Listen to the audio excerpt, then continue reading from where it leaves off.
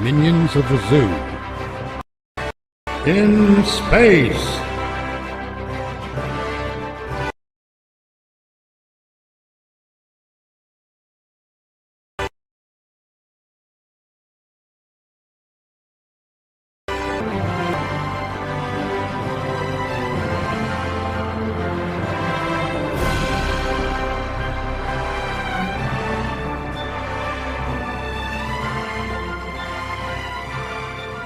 Tonight's episode, The Crippled Engine.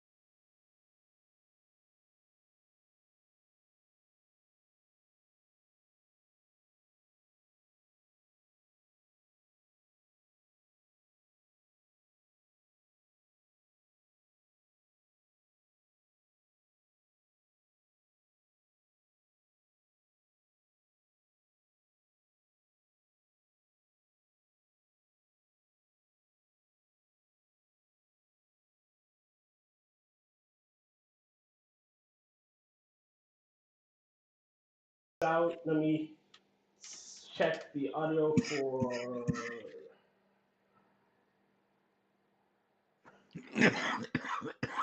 Damn it. All right. Can you guys hear me now? I can hear you. Yes. Looks, I Yeah. think so. What up, critical? Let me make sure. Let me hear see from my end. Yep, we got sound now. Okay.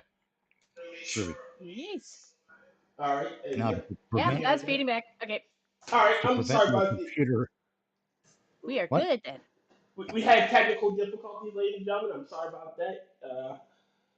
It sounds okay, Yeah. or at least it did. So again, my mistake. I don't intend do this intentionally, but like I said, we're Minions in Space with Genty Maxi and Mitch, and let's get this show on the road. Let's Oh, yeah. see. Zoom, zoom. All right, let's. Now, We, why we, am I? we, audio on this. Thanks to the audio error, we've completely glossed over Jen's Muppet dick thing. Yes. God is looking out for us. All right, now And why you want? I'm not gonna elaborate on it. I just want everyone to imagine your worst. Now why? I mean, I could repeat it. It's still a valid idea as far as, like, a Well, yeah, I know. I'm clip, just saying. but In my brain, I think it's funnier for everyone just to hear the phrase Muppet dick, and There let it their is. imaginations run in all the wrong directions. All right, we got sound on both ends. Let me check everything, make sure it's going through. Right on. Yep. Still picking up the And now form the head. mics. Anybody listening in now can tell me if you see the hear the audio for the game. Mitch, where are you? I'm in space Earth Dock. Let's see. And number 5, I'm right next to you, man. Oh, God. Okay, sorry about that. I need to do today's daily. No, all right. I'm in the. Critical Thinkers Guides just saying the words Muppet Dick makes Jim Henson turn in his grave. Pretty much. All right, so before stream started, Jim brought up the lovely young lady that decided that it was a brilliant idea to deny homeless people of European descent access to a food bank being run out of a church for the community. And I want to say it was being run out of a church that everybody went to. If you're going to do a food bank out of a church, it needs to be for everybody. That type of woke shit isn't going to help anyone. You know. And her thing was she didn't want to serve white people. Mm-hmm. All right, so I'm assuming this is my assumption, mind you. I'm assuming since you ran All out. lights vessel. Your arrival aboard this base has been noted. I have told you. What? Sorry, that was a little loud. My thing is, if she's running out of a food bank in a church, she's obviously Christian. So how are you adhering to the Christian tenets if you're going to deny anyone? Because she's obviously not Christian. It's not just that. If you go with a lot of these college, and you could tell that she's getting a lot of her information from the college. Mm-hmm. If you watch her clip, she is using absolute woke terms. She is. She's calling these homeless people white privileged men because, you know, they're white and things like that. Mm-hmm. They are actually teaching a lot of these kids. They are actually teaching them how to be racist. Is what they're doing, and they're doing it from a socialist perspective. That is what it is. She is now rationalized that the people that she's doing this to are so heinous that even being Christian doesn't save them. That is what they do. But you know what gets me? A rising tide lifts all ships. You know, Clear just to the complex Alpha, if so our you planet give killers for can arrive everybody, safely. you know, it lifts up the community in general. And if you're there, clearly there are black people in that community. Again, make them fucking sense. I don't think they realize that though. Like, I know that you realize that, and I know Mitch realizes that, but that's the thing with teaching people how to rationalize hate, especially when you've made them fanatics about it. Oh yeah. Is they will rationalize it. They will continue to rationalize it. And that's why they're saying these kind of things, and we're all just looking at them like you are a complete psycho. I would never, like, we are actually sitting in shock half the time because, okay, I can understand really, really disliking your opponent. I actually don't get it when you get to the point where you're actually wishing death on them. You know? I actually don't.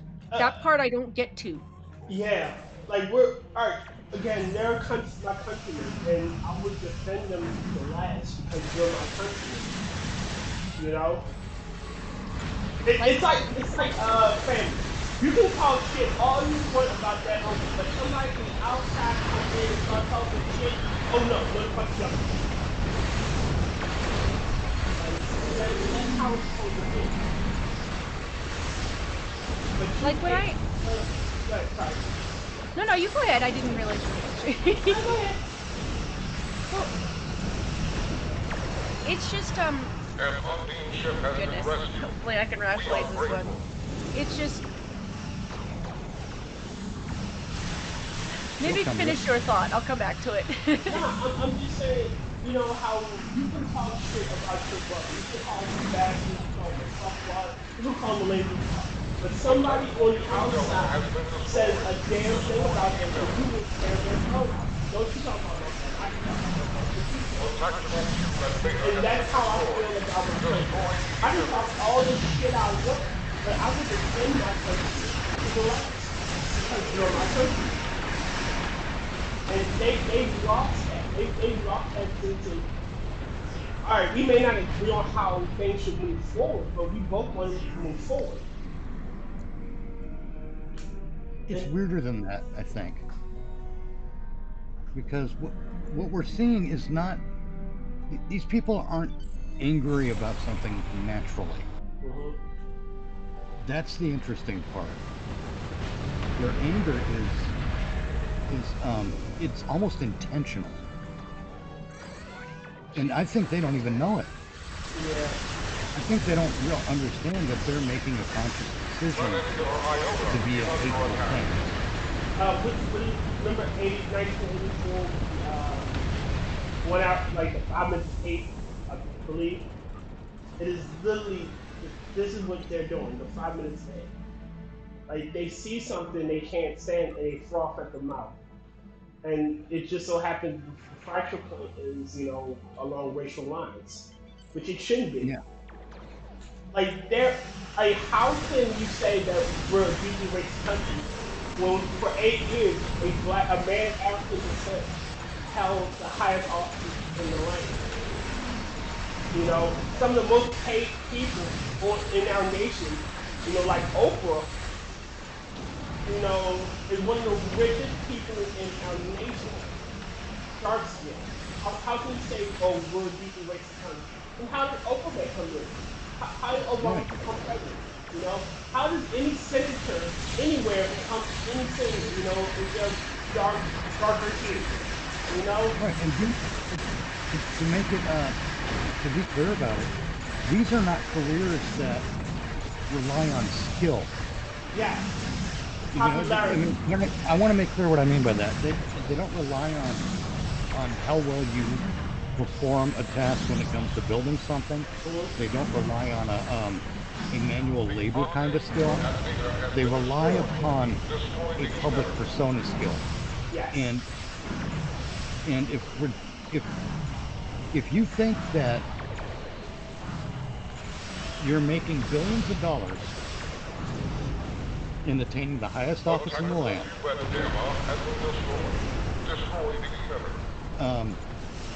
and you're being racially, what do you call it, denigrated, you're a fool. Yes. Or you're a liar. Which one do you want to be? Are you an idiot or a piece of shit liar? Because both of them are fucking And I bad. think we know what the answer is, honestly. Yeah. It's also that anything that you could counter them with, they really wouldn't understand. Like, I could do it right away, and maybe that puts me on a hit list, but okay, where in Africa do you see a possibility of a white person ever becoming in charge of a country? Right. I know historically they have been, but where do you think they're going to get a chance to be in? South What Africa. chances are there? South Africa? You think they're going to vote in a white person? They have. I mean, South Africa was under white leadership for a while. Yeah. Yeah, but now you got the whole kill the board thing. And, right. Yeah. I'm not saying that to counter to be rude. Like, I think that Africa should be run by whoever they think should be running it, just the same as the US should be run by whoever they think should be running it. But, you know, the reality is that, no, it's not that white people aren't willing to have a black person in charge. They're actually more than willing to. They have influence. You have plenty of them. Being a president means reach. You have to have reach, which is usually money. Well, money and personality. Like, Yes. I mean, like I said, it goes back to the public persona thing. Without, you can have all the money in the world, the public persona, you're not going to reach the kind of heights that President Obama and Oprah Winfrey did. What was that guy's name? He did the. Oh, it's Howard Dean. Yeah, Howard Dean. White as the day is long, one public gap And he punked his political career. hi, Will it Forge. No, well, Hey, well, Would they? you have no with us? Yeah, yeah. Alright, we'll Loaded. just finishing up the TFO. If you need to do it, we'll hop back into it. We don't mind. Oh, I did the quest one earlier. So the Davis. yeah. I got one more day of this shit. I just picked up my shift yesterday. I've got here. I missed Here. a couple of days, so Yes. I've got a few. Sorry to interrupt you, Will. It's just Critical Thinker is saying that the game is kind of a little bit louder than the rest of us. You might want to turn that down. Give me a second. To finish Yeah, we're almost done with this operation. And then, Yeah, you guys finish your thought. Yeah, I'm sorry, guys. Again, I was having technical issues. You know how that shit works some days. Tyr And are you- is having an electronic hemorrhoid. Yes. And then, Are you no prepared? electro- Are you prepared for the most secure and fortified election in election history? So secure, so fortified. Man, I'm the guy out there telling people don't get cocky. That's all I know why We I'm got cocky hoping. last time, and look what happened. This is all I know. I'm voting early. I'm the first chance in Maryland that says early voting is happening. I'm voting early, and I'm going to encourage people I like to vote early. What the hell was that? That's probably me coughing up stuff still. Oh. Yes. So it's going to be fortified. Like I pray to God, cheap Mondales. Honestly, I think if it's obvious that there are shenanigans with this election, this country is over. Yes. It's going to be war, and it's going to be bloody. There's gonna be shenanigans. There's going to be shenanigans, but I'm praying that it's not shenanigans. I'm just waiting to see what kind of math shenanigans they pull, because that's the mathematician. Honestly, I think I would feel better if citizen militias were securing the polling places. I think that would be actually a pretty cool thing. Yeah, autistic mathematician. Yes. This doesn't catch my attention at all. I'd be more happy if, again, we had people that wasn't so diagnosed either way, that they could do their job. I was just seeing the news articles today about certain places in Michigan getting sued over refusing to hire and train Republican poll workers. Sounds about right. So out of like 310, 320 poll workers, maybe 10%, maybe a little less, are not. Vote blue no matter who, Democrats. Again, see, this is the thing. All right, I don't think you should be required to tell anybody who is what people. Especially, it should be Republican, it should be Democrat.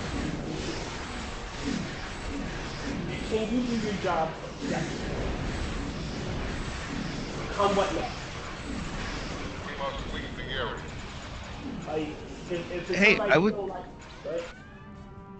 If they were to make it, hey, there is absolutely no way that we, as hiring the poll workers, are able to determine the political affiliation of the people we're hiring as poll workers. And the one thing, aside from saying you can't be fair, objective, and follow the rules to get you absolutely banished from the job, is us finding out your political affiliation. I'd be all for it. I wouldn't care the spread. But they make a point of the political affiliations of the people that they're hiring, and specifically excluding the affiliations they disagree with. So I run into that and say, if you're making this a specific point, aside from you should get in big trouble for making hiring and firing decisions specifically on this, then you have to be balanced in the spread. Yes. All right, what the Oh, hell that is is going well on? understanding next week. Okay. Kind of like I've got this philosophy that the precincts that were the slowest counting in the last election ought to be the ones that are required to report their results first. Yes. As in, anybody else can finish counting, but they cannot in any way publish, share, or finalize those figures. And still, the precincts, like the 3 to 5 precincts that reported last in the state in the prior election, they have to report before anyone else is allowed to. You know what? This is it should be election day. If any votes not counted by midnight, close the polls on the 4th, don't get counted. And I don't care Oh, who they are. I've got a problem with that. If it is a ballot that is legally cast, Well, if it's legally cast, yes. But if it it's should absolutely be counted. But you come into that if the ballot comes, if the ballot doesn't hit even one of the hold on. I gotta deadlines, ask. then it should be excluded, period. All right. No matter who cast it. Critical. Is the sound better for everybody? And let me turn up. That's a good question. Hopefully, let's turn this up a little. I just look at there are places where they clearly held off counting in certain precincts until they knew exactly how many ballots they needed to win. Those precincts should be required to report first. I think what we're going to see is a shift. It's going to be a shift from the fake ballots to finding reasons to discount ballots, to decertify, if you will. Hello. Howdy. Hello. Hey, Rotten. You're Rotten. What up? What they're going to do, I guarantee you, these poll workers are being trained to do this. Count ballots. Well, put people through the process. Hold on, let me. Check. The guy we didn't want to win is winning. Okay, let's do a recount. Okay, that didn't work. Let's do another recount, but this time, let's go through the ballots and find the ones with one I that's not dotted and discount that one if it's Republican. Like, yeah, let's find reasons to decertify this ballot. They're going to exercise different micro escalations until they can Those circles aren't completely filled. Until they can discount enough Trump votes to get Harris the win. But I'm praying that the phantom shy Trump voter is real, because it is turning out to be a Mondale situation. She is floundering at every possible angle. Like, she needs the vote blue no matter who. People are gonna vote blue no matter who. But I'm praying that independents look at her and go, she's fucking retarded.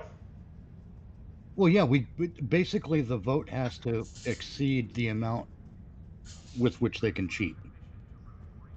Yes. They're going to cheat. Make it so that for them to have a chance to win, they have to cheat on a level that cannot in any way be disputed or discounted. Right.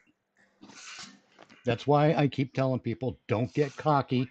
We got cocky last time. Look where we are as a result. The problem is you've got to see cheating on a level greater than we saw in 2020, That's what I mean. because there were If we- things that happened in 2020 that left absolutely no doubt that there was cheating going on. There was shenanigans. Why? Mail Because balance. we had things happen that do not happen in nature, cannot happen naturally, beyond mathematically implausible, absolutely impossible without direct outside influence and artificial manipulation. Right. Like that sudden vote swing, the shift. Everybody's seen the F graph. Yes. Yep. How that is fucking impossible. Like, Tyr, you don't know the half of it. I ran the numbers. Going with a percentage break on ballots higher in Biden's favor than was actually showing, the odds of having that many votes in sequence break to Biden is still absurd. You've got a better chance of winning the Powerball every draw in the row for a month than have that many back-to-back ballots swing to either candidate, unless you have already artificially split out those ballots for the sole purpose of being counted specifically for that candidate. Guess what? That's the only explanation. They had ballots specifically split out, but that begs the question of why did they have all these ballots sorted out for the specific candidate unless there was something hinky about the ballots themselves. Or, you know, the last time they got caught delivering ballots at 3 a.m. This time, they're going to learn from their mistakes. The ballots are going to be delivered 3 days early. yeah, but even if they get, I'm praying that it's more of a, it's too many voters to legally break it. Get to our gateway and Like, they can't But that's fortify it. That's again why, one, you need the maximum amount of legal ballots to counter any shenanigans. Supposed to enter the gateway. Yeah. Yeah. Okay. But even that, you have to take into effect that also they had those mail-in ballots. They don't got that to rely on anymore. So it should be just one day of counting. And the ones that were last to report last time need to be the ones that are first to report this time. Basically the administrators in these other precincts that actually did everything legit and above board and had ballot counts overtaken by cheaters holding out past the close of everybody else, so they knew exactly how many ballots to be manufactured. They have to hold out and not report their counts until these other areas report theirs, because if they're forced to report early, they can't do any kind of precise measured fabrication. They have to do something wild and crazy, and that's going to increase the likelihood of being caught. Again, I'm praying it's just too fucking, that no matter what they do, fortification would just be theoretically impossible. I'm praying that my countrymen are that intelligent. And I'm praying that those voters that she's pissed off enough of those voters who are more in the middle, who have realized, like her base is fucking rocky. Like, she's built her foundation on the sand, and the tide is coming in. Rock, you know. Well, the other thing you have to deal with is there are media companies out there and multimedia platforms that will actively suppress news they disagree with. Yep. The censorship around 2020 on YouTube was very biased and one-sided. Yeah, but you know what gets me about that shit now? I'm pretty sure there are probably more independent sources. With Elon having Twitter, it did break one of their main strangleholds. Like you could say all the shit you want. YouTube can do all the censorship at once, but there's still enough people with enough videos posting that shit and sharing that shit around. Like they don't have Jack Dorsey in Twitter to back that shit up. Facebook is floundering. No one uses Facebook. Threads is Use pretty much Facebook fucking, to keep in touch with their friends and family, and they're pretty much using it for Messenger. yeah. They're not using Yeah, it for look for the news. Yeah. It's also, if you look at the demographic, it's a lot of grannies. A lot of grannies. Yeah, like Facebook is about to go the way of MySpace. It literally is. We're gonna be digging up my Facebook page. Like, yeah, I remember this shit. Tyr, really the only thing that's keeping Facebook alive is the fact that they have Messenger. Yeah. Yep. Pretty much. And to be fair, it's not just Elon Musk and Twitter. It's also Rumble, man. Yeah. Rumble's getting a what's the word I'm looking for? It's Rumble growing. is making great strides with each successive event. Yeah, and Rumble is Rumble, and the fact that I'm not saying that the cheating that went on actually changed the outcome of the election is one of the reasons why I'm feeling comfortable talking about it.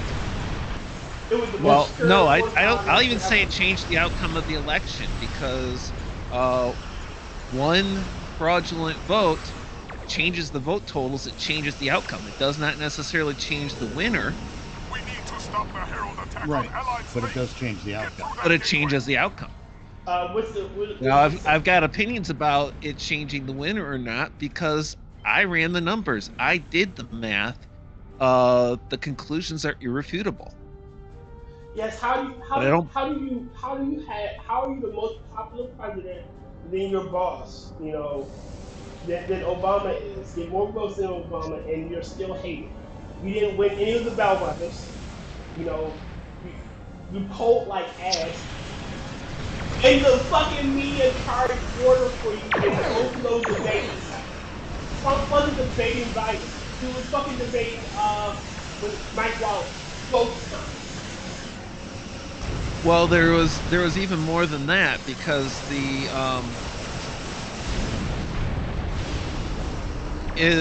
after the fact there were polling of voters talking about the stuff that the media and like Twitter and YouTube had suppressed, like the Biden laptop and everything.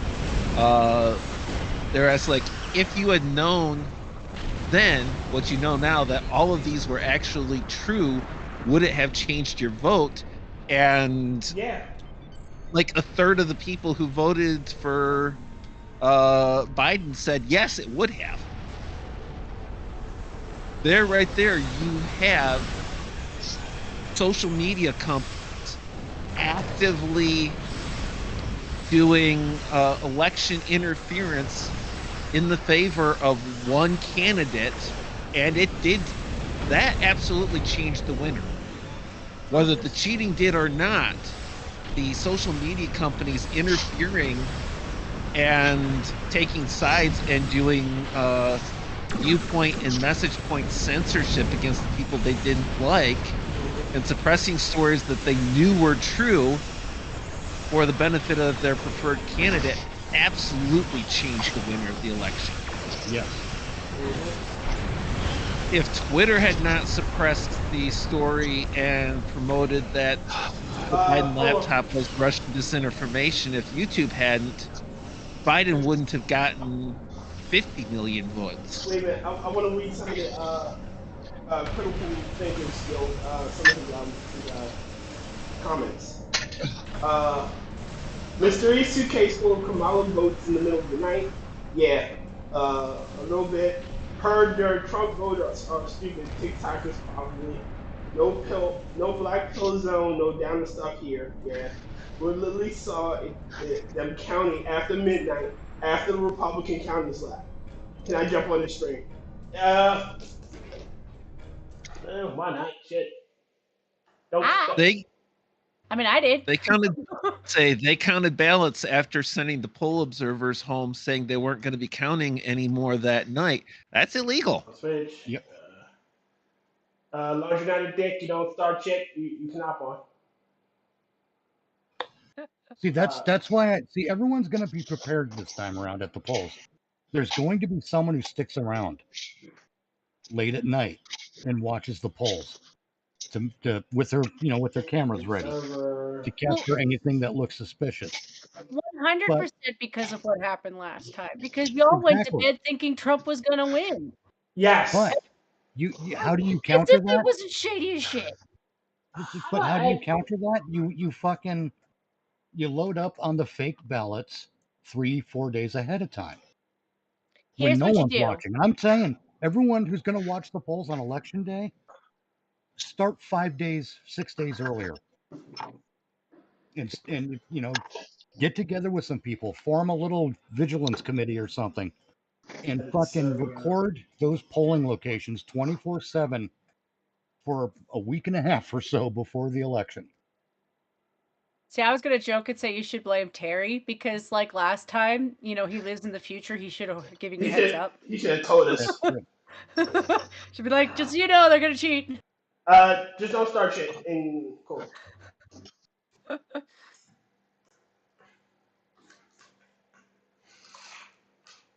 We have to be prepared in a way that we weren't this time.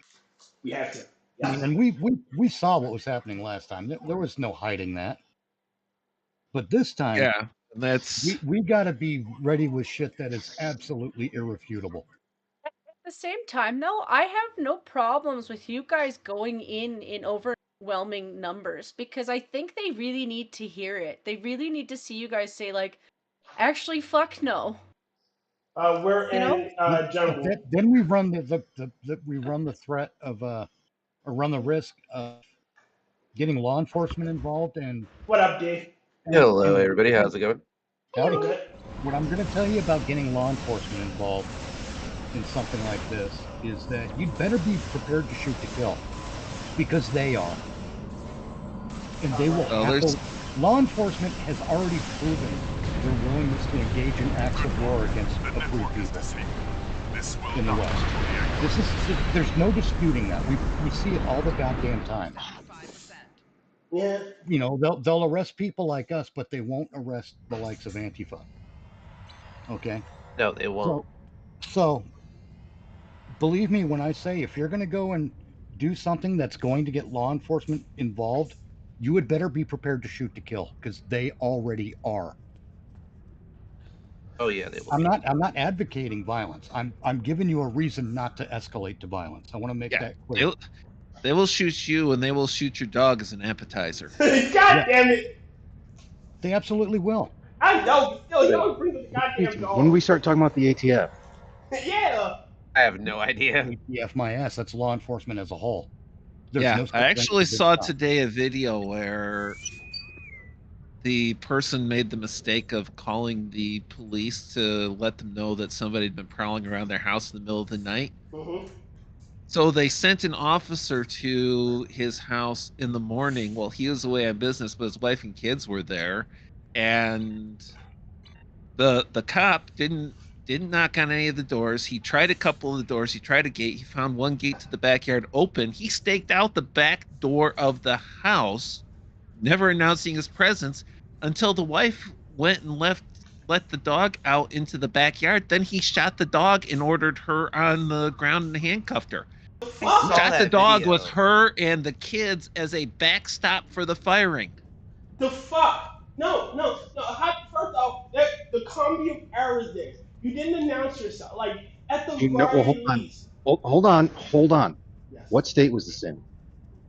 I don't remember offhand. I would have to look again. Because depending I remember, on what's his depending name? on the state, Leon did. they don't necessarily have to have the no trespassing sign. So him doing that, he was technically trespassing, even though he was called there. No, with the by passing the gate into the fenced backyard, even though the gate was not locked, he exceeded his authority. It was closed. Yeah. It was latched. He was not doing the knock and talk philosophy that law enforcement is able to do just as much as the Girl Scouts and the door-to-door salesman. Yes, it's called implied consent as long as you have a gate. No reason to go in. And Mormon missionaries. They don't have that. Yeah, but by bypassing the gate and going into the backyard, he exceeded all lawful constitutional authority. He had to be there. Yeah, he would He be looked qualified like to he be- shot. And shot the dog and displayed lethal force, false arrested the wife, pointed his gun at basically everyone in the family but the husband because he was out of state on travel on business. There's more to the He was story. out of state.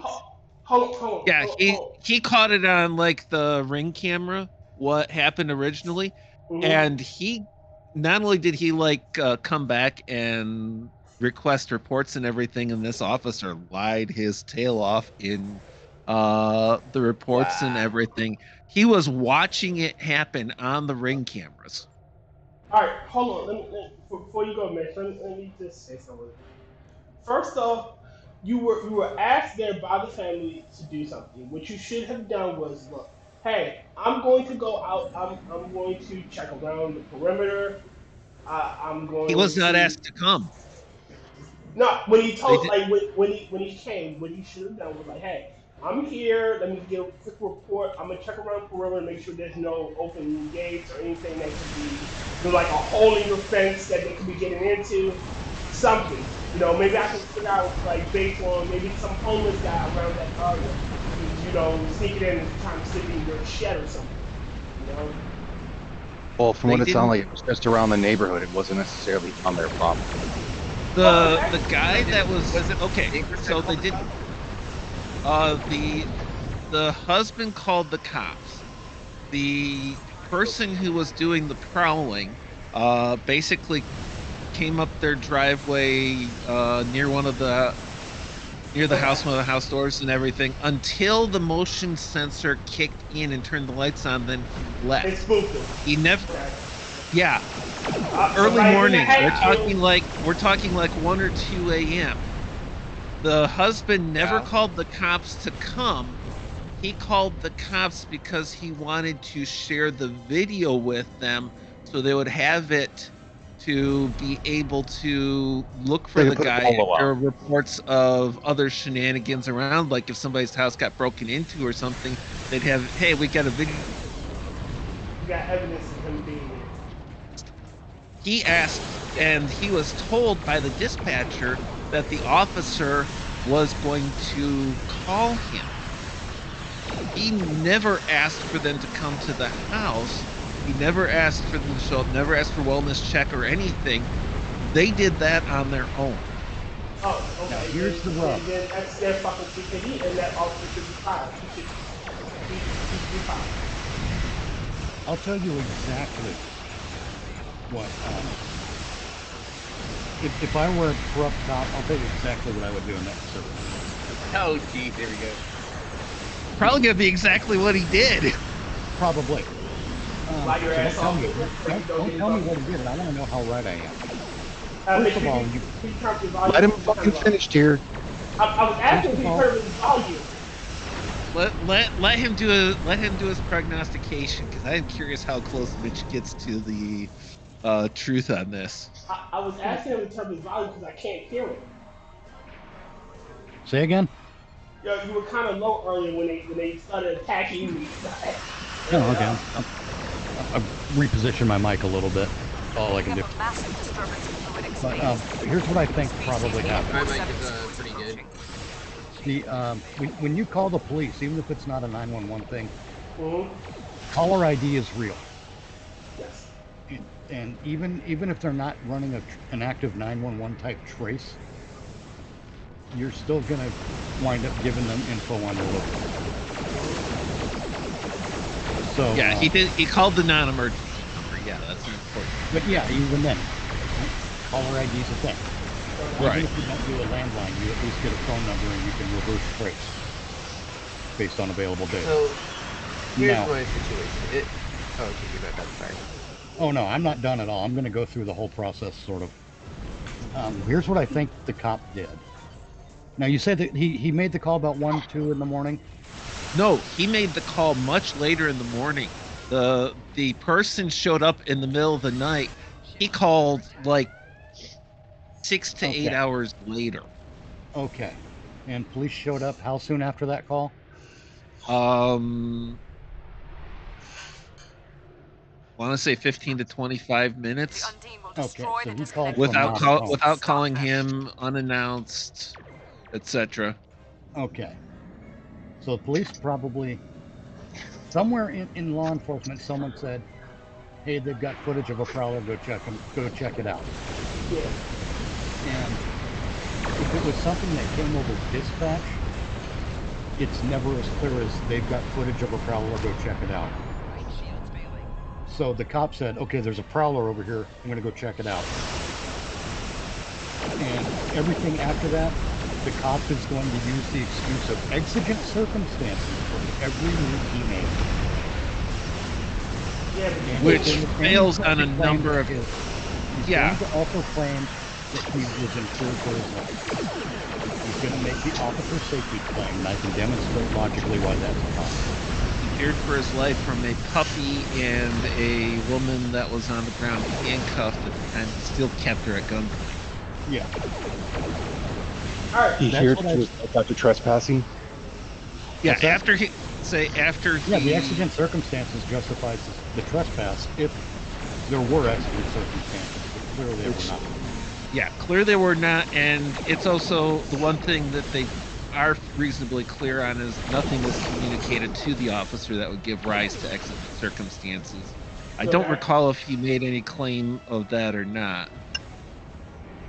But it's clear that exigent circumstances did not exist. Okay. No, they didn't. Except in the cop's head. Because I guarantee you they're trained to use that as an excuse. Not necessarily. But A lot of cops will do it just because. But you can't justify you shooting the dog and arresting the homeowner. No, that is not a justifiable thing. Or not arresting the homeowner, but handcuffing the woman in her home. When you're the trespasser, when you're the one in the wrong, she's on her property. Yeah. She can come out there with her dog any day in a fucking week. By opening that gate to the backyard and going to the backyard, he indisputably committed criminal violated their Fourth Amendment rights. It was an illegal search, illegal entry upon their premises by an officer who was not privileged to do so under law. He also technically, sorry to interrupt, but I do remember that clip, and he shot that dog and 2 children. So I wouldn't be putting children in. I would. It'd be reckless endangerment. Yeah. Reckless endangerment. You know, illegal discharge of a firearm, trespassing. He's looking at a whole shit ton of fucking issues that his badge can't protect him from. And in judgment, I call it milk money police. Because they were bullied as kids. Now they can bully people with, you know. These are the kind of cops that peaked in high school and never got over it. Yeah. Or the kind that got bullied as a child and now I can be the victim of it. I walk around with a gun and I can bully people now. You have to Or they saw that too.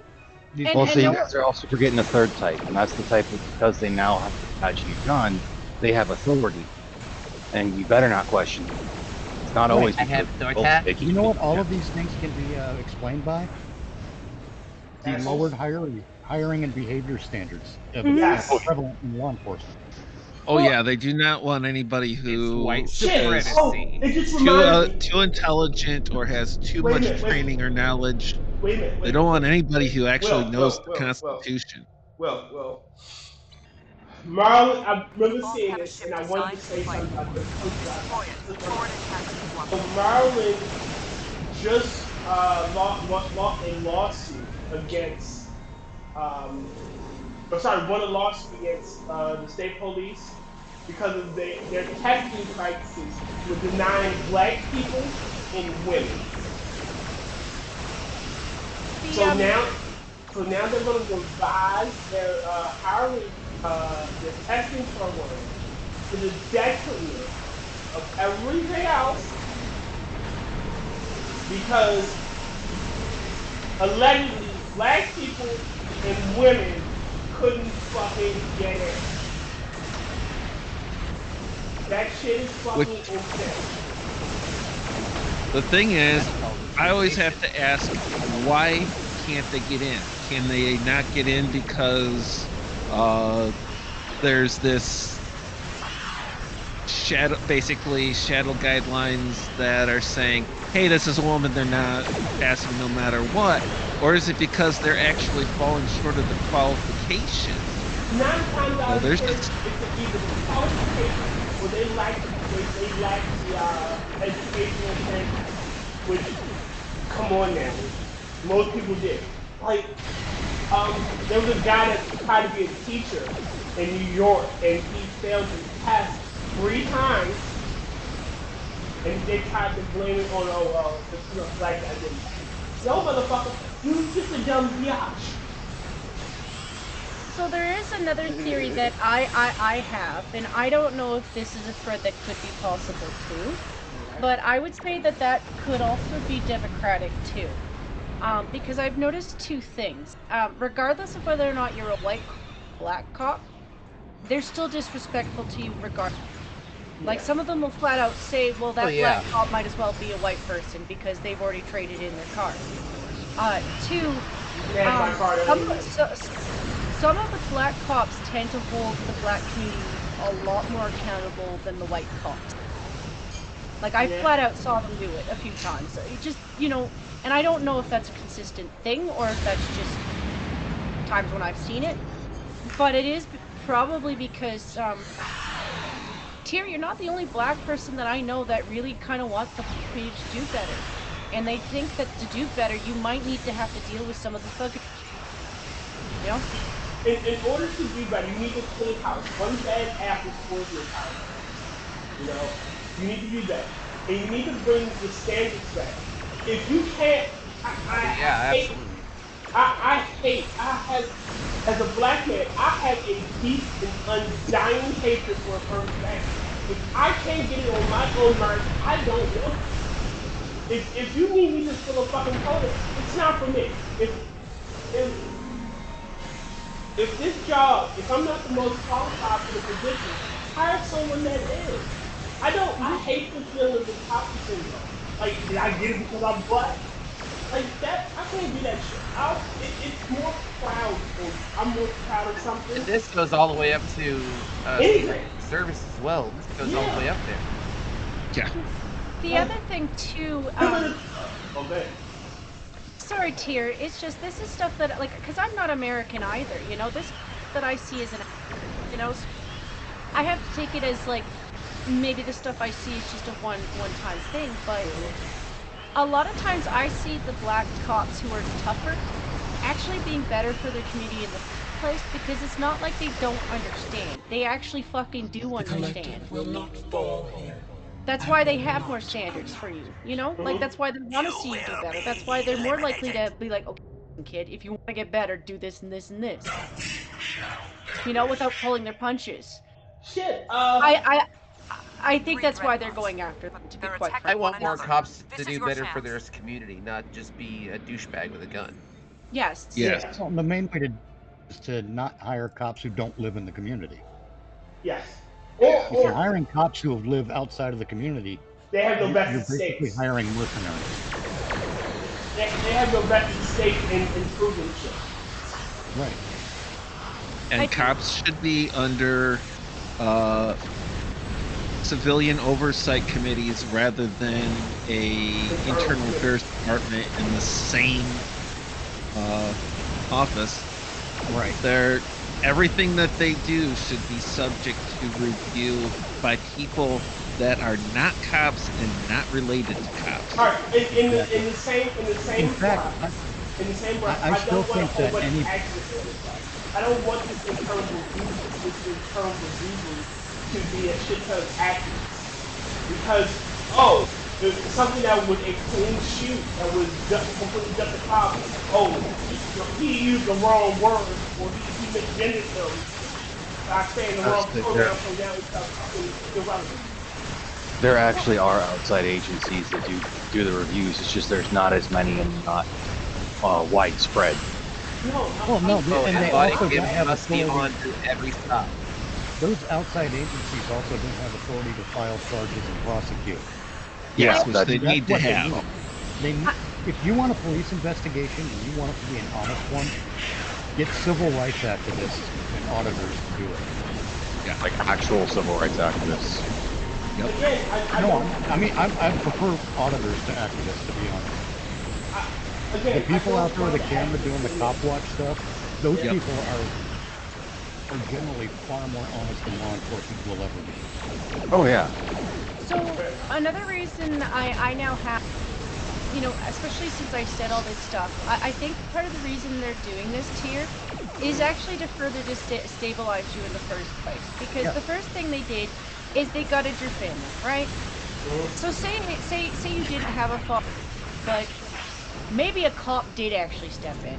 Do I think that could be a Fantasyland story? Sure, but I do know that sometimes that, right? But if they take away the cops that could be that replacement for you, well, now you don't even have that. So like they've done that. Like they've gone after, okay, well, how many teachers we conversation with as a kid just seeking out advice from an elder, I wouldn't. And then you've done it to the cops. You've split up the families. It's just more destabilizing. So your kids have nowhere to go. Yeah. Shit, I can Of remember. course they're angry. I can remember very vividly when I was a child, we had officer friendly. As long as you're respectful and you do, you try to do what he asks. I remember the Powleys, the police athletic league. It was really big in my city when I was younger. The police themselves ran like a little after school program. They would be in the community. Yeah, the problem is officer friendly ain't so friendly anymore and doesn't know the laws any more than the people that they're policing. Yeah. Well, no, because they changed the name of what's the word? Damn it. They changed the God damn it. What? When you have to quotas, there we go. Yeah. Quota. They use a word other than quota and enforce a quota by saying they enforce something else. They do an on average review, for example. If you're not collecting this number of citations per week, month, quarter, whatever, then it's going to reflect badly on your pay raise and promotion. That's a quota. Whatever other fucking name they give it, that's a quota. And honestly, if a police department is doing their job and doing it well, they should then have to do the it. crime numbers would go down, and the amount of tickets written would go down. And you could tell if they're doing it well because there would also be a significant decrease in auto accidents and blah blah blah and whatever else. People need to start fucking.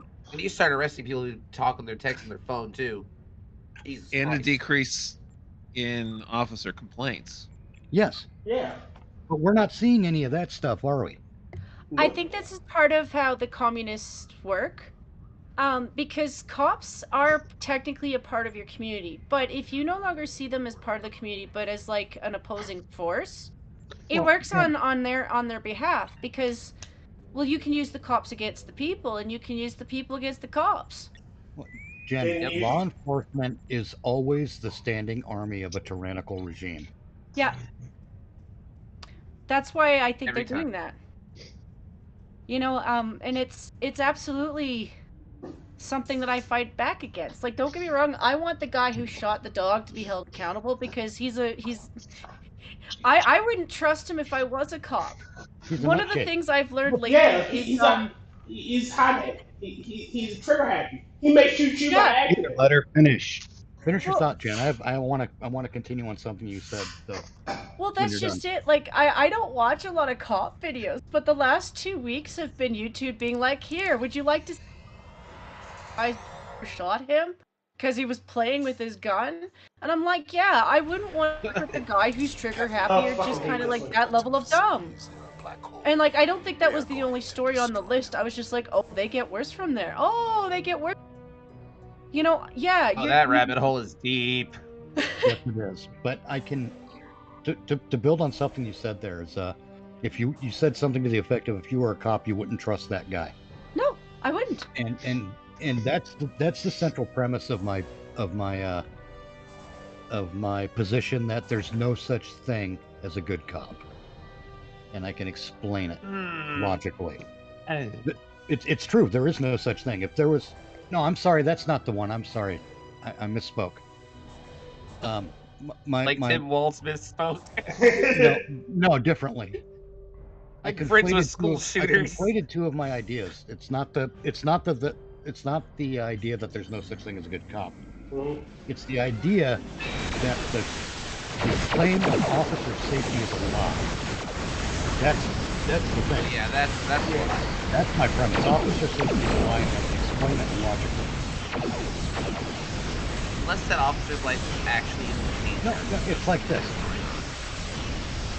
They say officer safety is a lie. If that's true, I'm sorry, they say that officer safety is their big concern, and if that is true, when you consider that law enforcement is the leading cause of violence against police, if it's true that officer safety is such an issue, good cops would be putting two in the back of the head of bad cops constantly. Oh yeah. But we're not seeing that happen, are we? But the right Because officer safety is a lie.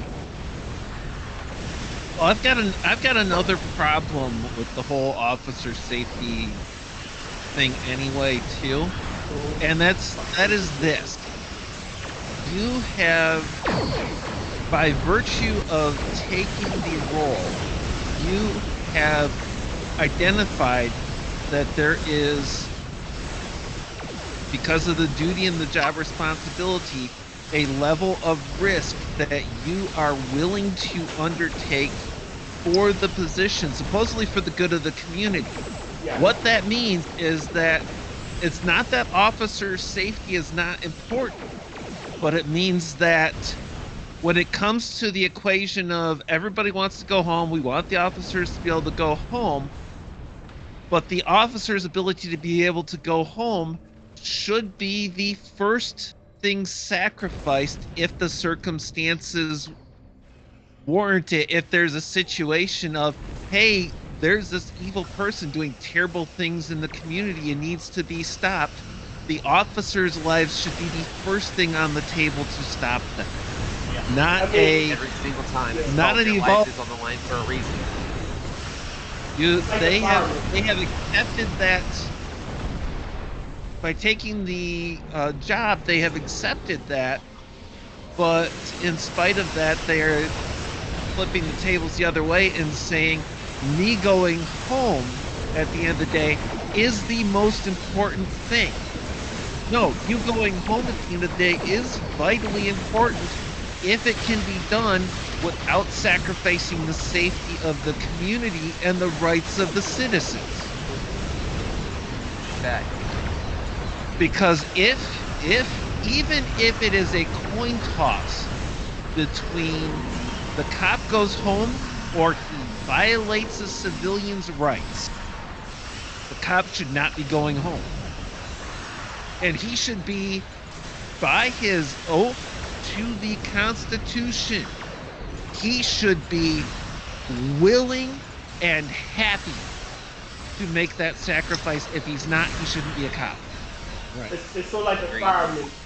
Yes, we want the fireman to go Like a home, but fireman, like a military member who puts, who is in a war situation, and safety cannot be guaranteed. You're there, there's a good chance you're gonna die. it's part of the job and it's part of the duty you have voluntarily taken on.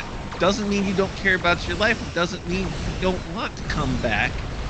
But it means that you coming back home is not the highest priority.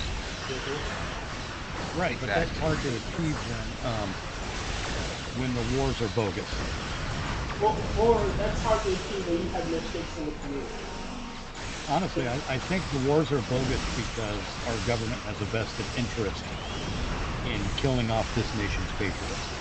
Again, I told y'all I said this. I don't fucking think we should have anybody that isn't America. Unless you're a official ally. I just think hope we all understand your positions here. I just hope that if China's gonna fuck around, that they realize that your communists are way more retarded than theirs. They need to understand that if they encourage your communists, they're gonna be dealing with way more shit, because yours are way more retarded. I just hope that if they decide to start playing stupid games, they start with messing with the boats, because historically, that is the #1 way to turn the entirety of the U.S. against you in the worst possible way. Yep. It's just my fucking boats. One of the most petty joys I had was watching Chinese communists fight it out with communists over the Wukong game. And the Chinese communists realizing just how dumb their shit has infected you with. Like, I'm just saying. Yeah. The Wukong game is a whole thing. And then the game, yeah, I was just like, whatever. No. But the whole, there's no black, there's no women. If you fucking understand the book is based off of, yeah, there are no black people. There are no women. Well, very few of them. I still think it's funny for most of the communists, so many of them haven't even read when it's like fucking, I think it's funny that so many communists haven't read the Communist Manifesto when it's like 40 pages. Yeah. Dude, the absolute funniest one was I had a different worker that asked a coworker if he had a copy of the Communist Manifesto that he could have to read. And like after that conversation, that coworker, he's just like, dude, it's the Communist Manifesto, pirate it. Like, even communists don't I want see that. Yeah, know how I feel that. hate this mission.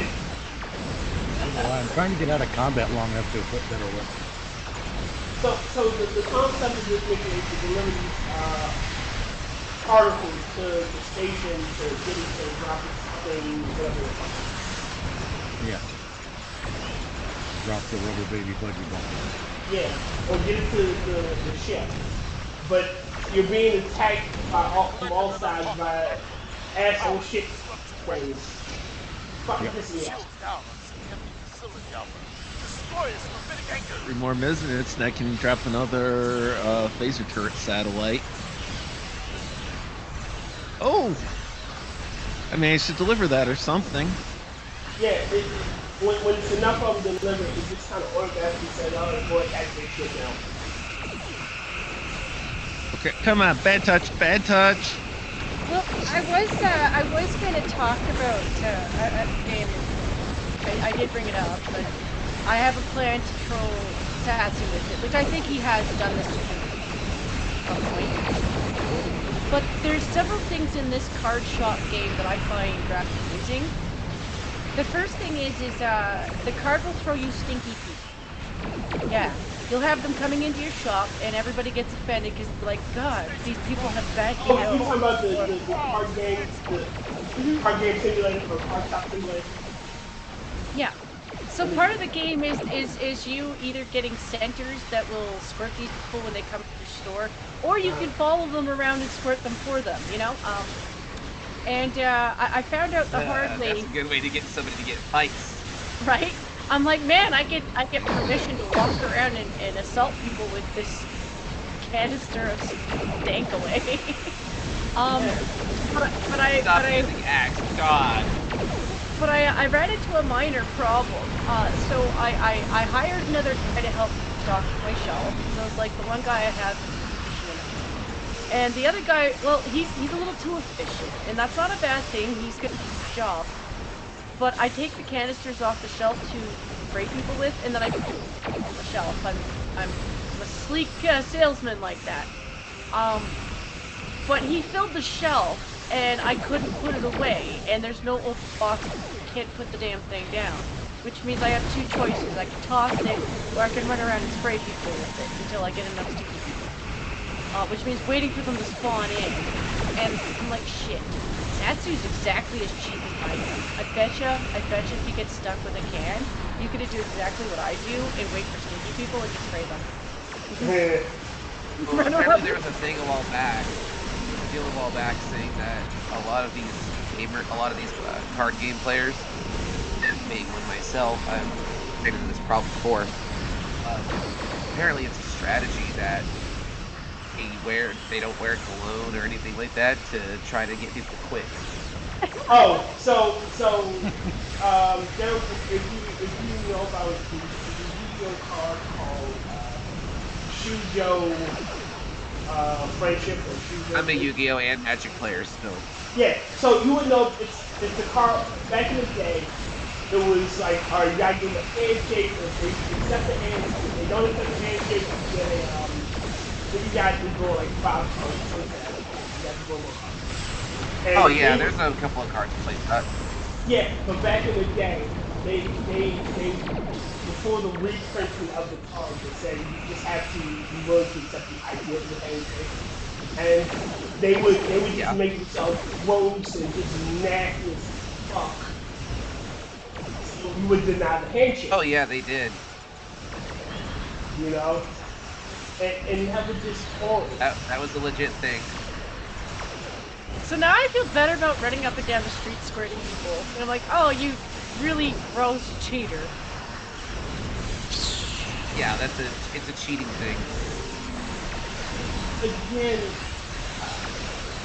which is why that a lot of venues now will actually kick people out if they cheat. Yeah. I don't blame them. Cheating thing back in the day, and I mean, there's just people that were like, "Oh, I don't have to wash pool." Yeah, but that's still. I can just. All right, tell me how to get a shower. You did what to a Jawa? I don't go anywhere without showering anymore. Like, if I want to stay around the house and if I'm just stay around the house, I don't remember shower. If I'm keeping tucked up outside at any point, yeah, I'm going to go to the shower. Put on clean clothes. The best place to go without taking a shower is a wedding reception. Really? Or a funeral. Yeah, because the last thing any guy needs is some who's lonely and desperate to be the center of attention like at a wedding to get her fucking claws in you. Better to Some old sidle up next to her, some old raise an grandma arm. at a wedding. Sidle up next to her, raise an arm, and let the smell flow. God damn it! I fucking caught an Event Horizon.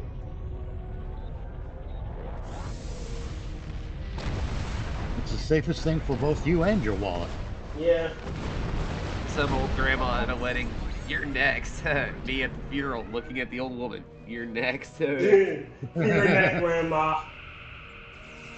I'll be fair. One of the other simulator games that I used to play and still do on occasion is the Hobo Tough Life. And I found out right away that in the beginning, if I didn't want to be attacked by the stupid robbers, I would just deliberately let them get just filthy enough that they would leave. Yeah. Because apparently if you're covered in shit, they don't want to touch you. But yeah, okay. Yeah. Oh, who would? That also works for a wedding reception. Right? Mitch, your tip for avoiding. You are my hero. I poisoned what? You're my hero. See, I've got an easier way to avoid. I have the weirdest ideas. Like, if I go to a wedding reception and I have that much shit going on, like I'll stay there until the food's done, and as soon as like the bride and groom have had their dance, and I'm just gonna be like, all right, folks, I'm out. I'll be the first. Like I don't care. I'll be the first to leave. I'm not even gonna See, I don't do weddings, and I don't do wedding receptions. I want to go home and be like, he left, I can leave. Yep. See, I would leave after the wedding. Like, after the actual vows are said, okay, I'm done, I'm done. I don't, what's the point of staying? I don't, why would I want to eat food and watch you dance all fucking day? I'm not part of the family. Right? Like, again, I'm not part of the family, I don't need you all this shit. Oh, God, I fucking hate this. Who dances? This mission fucking sucks. Let's be honest, the wedding is just an overpriced party anyhow. It's true. Very cool. My grandparents got married in the courthouse. Like, That's what a lot of people do. They typically only have the wedding menu for the elder generation. That's typically boomers and up, and it's just for show. yeah, but Like it's becoming common now just to say they're gonna get married at the courthouse, then just have a fucking party. yeah, but the wedding nowadays is $5,000 for a wedding. Wow. Oh, because it's a con. Wait, $5,000 for a wedding? Oh, can be. Like 5K? Yes. Like that's relatively cheap. I've Yeah, seen the ones weddings where they're like expensive. they're 30, 40, 50K plus. Fuck that. Fuck It's that. cheaper to Yeah, buy a new- that's like scamming yourself for Bridezilla. Exactly. Mrs. Fortune and I, we got married on the cheap. We had a small ceremony. I with am just glad I did not marry my ex. with just a few friends and family members in our living room, and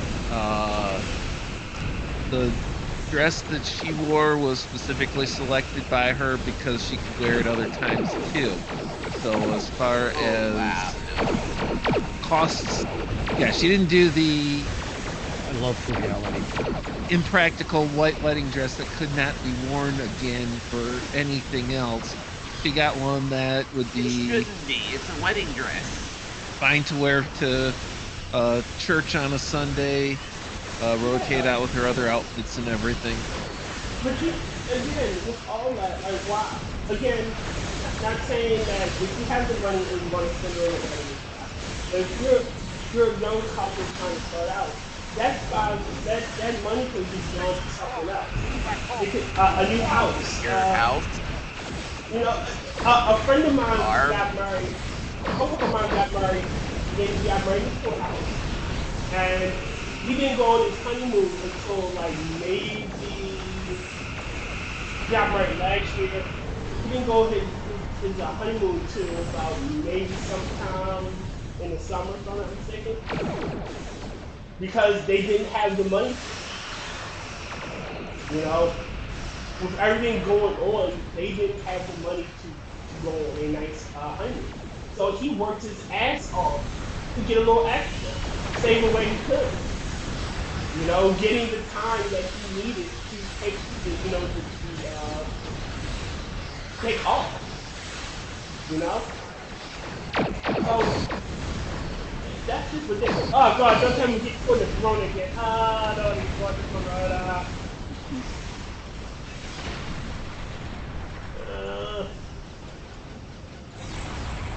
Another You thing okay is over there, actually Peter?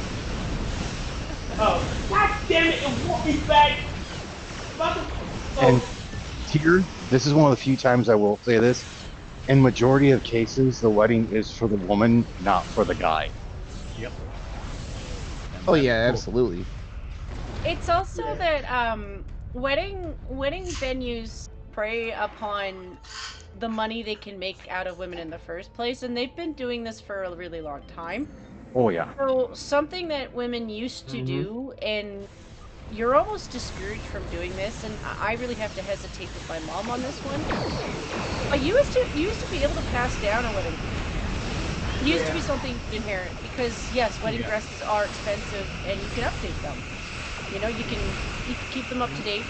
It doesn't take much. You know, it's a next girl. Yeah, give them And a software upgrade. It's kind of like passing down a ring. Like it is kind of like passing down like really special jewelry to your family. The girls are almost discouraged from that because, well, you make more money if you. Yeah, the industry makes more money if you have to buy a new dress at 5, 10, 15, 25,000 plus for each wedding. The ring too. Like, first we pass down the ring to the, you know, the copycat. I merged your brother with this ring, and I'll let you merge your brother with this ring. You know? I mean, I've got, my folks have it somewhere, but if I ever get married, I have my grandparents, my grandmother's wedding. Yeah. For that. You know, it's tradition. See, and that's one thing that's starting with. We're losing our traditions. You know? Yep. Yeah, I think we are.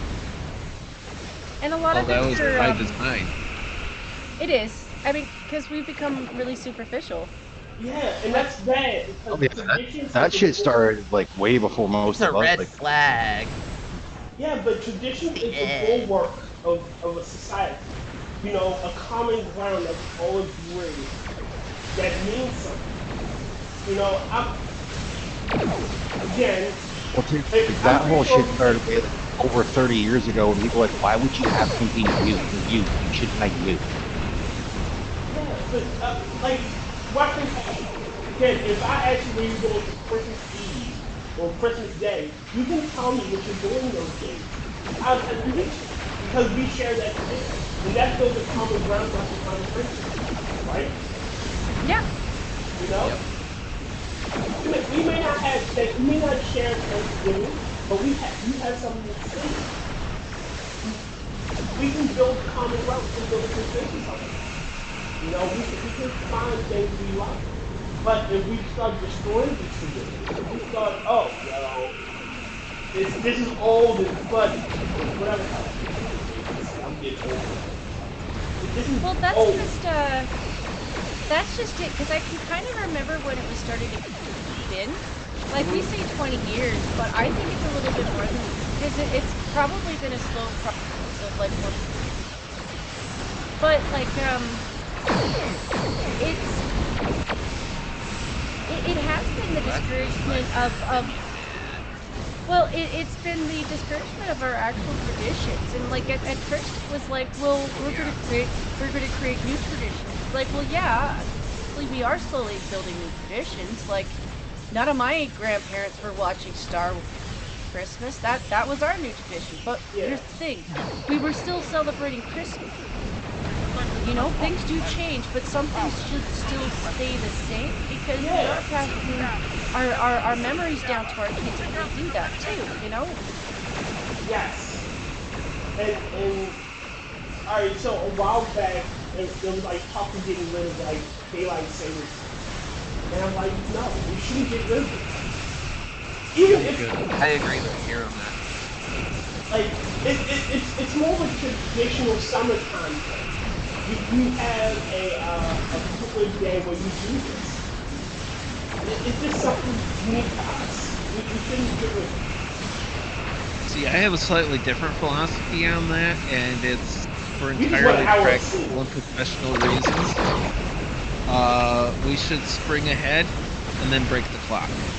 Because there's all kinds of reasons why having it become dark at 4 p.m. in December is a big pain in the butt. Let's benefit. You just don't want you just want to get an extra hour of sleep. I've had to deliver in December when half your delivery day is after sunset. Okay, fair enough. Yeah, I am all for bring ahead and break the clock.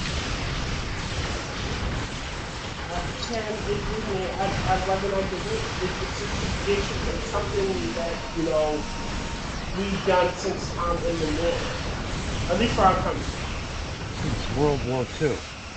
Yeah. It's not been that far back. It's hardly time immemorial. Well, again, I wasn't alive during this. For me, when it started, it was called wartime. Yeah. What? You're older than I am.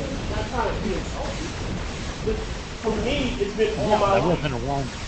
It's not like I was there punching Hitler in the desk. I know. That's not what I mean. You would have though. He probably would. Hey man, I'll still tell you, I've the punched person, Hitler the guy, 187 times. I'll still say this, man. The guy who killed Hitler was my hero. Dean Winchester? That's deep, man. Deep. Dean Oh, Winchester, well. I killed Hitler. But I'll still Hitler say killed this: himself. I think there are some traditions we need to bring back, like tar and feathering politicians. Oh yeah, make what? politicians birds again. What did you say? Tar and feather politicians. Oh yeah. Oh, I think we should. I think we should. They shouldn't get paid as much. I think they should have to pay back if they got money that they sourced unethically from Insider someone. trading should be illegal. Yes. Was it you, Mitch, that brought up the like you should only get the median income of your state as your salary? Yeah, it was. Well, it was. It was. Oh, I've said that for yes. years. It was a. Oh, what's the word I'm looking for? Don't set us up for something new just yet. Sorry. Amendment. It was.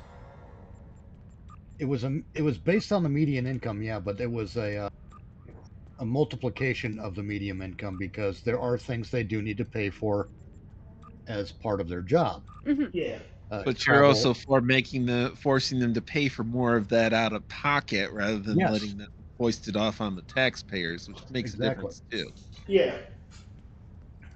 Oh, if they're going to do it, basically treat it as if they're the head of a business, so what they make has to go to their employees. Pretty much, yes. Yes. Also, between staff and fire, office space rental, either at home or in DC, depending on the political office, obviously. Yes.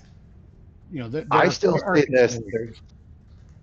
that for like all the congressmen and whatnot, that like they have the apartment in DC and whatnot, they should be forbidden from having an apartment in DC because they shouldn't be there for that fucking long. Oh, Oh, yeah. they should have facilities available to them, and I'm going to set it up like the Captain Kirk's quarters on the original Enterprise. where Oh, you I say walk give in- them fucking barracks like the goddamn military has. Well, that's basically what it is. Oh, yeah. Captain, you walk into his quarters, and you're basically in his ready room. Makes Not a sense. separate facility. It's one fucking room with a little divider between them. On this side, you've got a desk and a workstation, and on So the a other side, studio you got a bed and a toilet. So essentially a studio apartment. Yep. Oh no, I'm the asshole that says they So a shouldn't even jail have cell. their own toilet. They can have a fucking community toilet. A community If it's shower? good- Fuck yes. It's good enough for our politicians. Yes, I'm good with that. If it's good enough for us, it's good enough for them. Again, at the very it should- least, sorry. Go ahead. Well, I was just gonna say, at the very least, they shouldn't be paid anymore once they are no longer working them. I'm sorry, the Agreed. culture of kissing ass to people who no longer even view the office with the respect that it should have, it's gone. They don't deserve to get paid after the. I would argue No, they that don't. what you're describing, Jen, not your stance being opposed to that pay, but your stance describing that pay.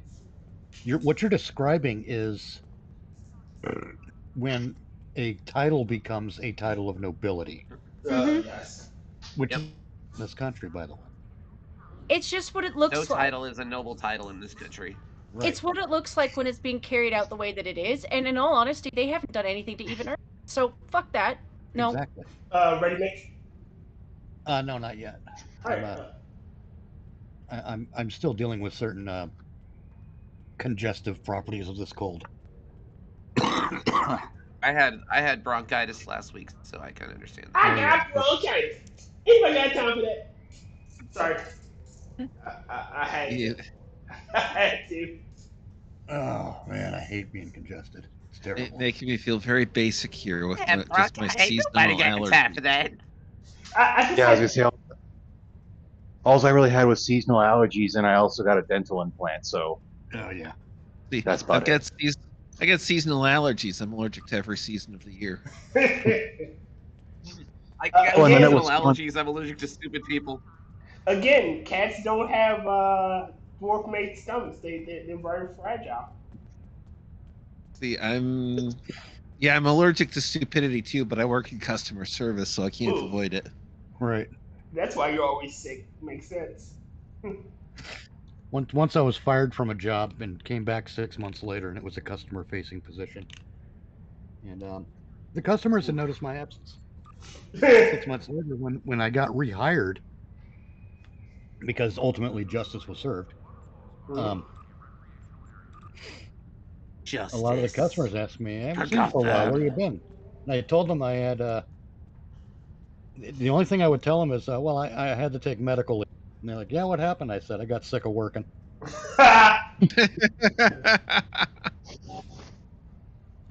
But anyhow, You want what he's having? have any of you seen the movie Salem's Lot? Yes. Negative. Yes, a long time ago. Nope. Before you Easily get too 20 into years. that, Yeah. before you get too into that, Tyr, remember my whole thing that I was saying I'd have to call the VA today? Yes.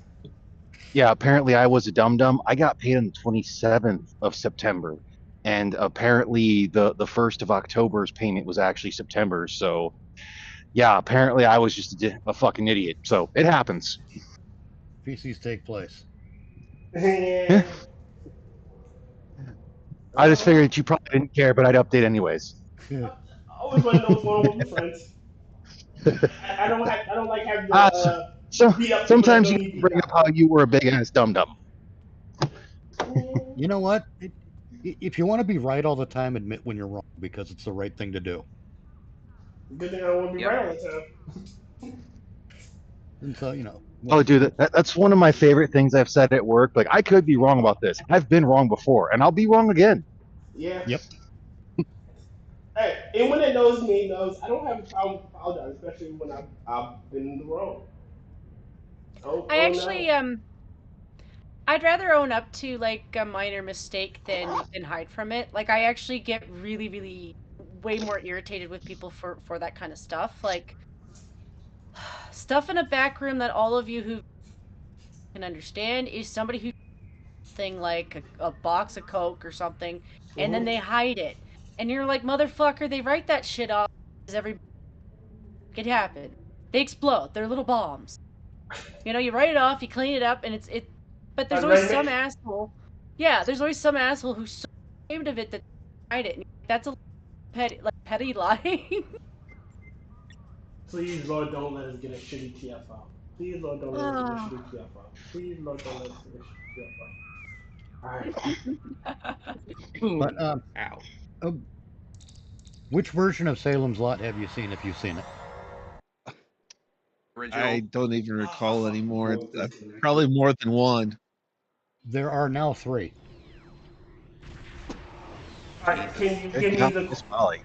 can you give me the quick rundown of Salem's Lot? I speak for the cooperative. God damn, it's fucking congestion. It's Stephen King's good only vampire. Well, I won't say only. It's one of his better ones. It's one of Okay. Stephen King's Yeah. better stories. I would agree. Now, here's the funny part. I hate Stephen King, by the way. I think the guy's an ass.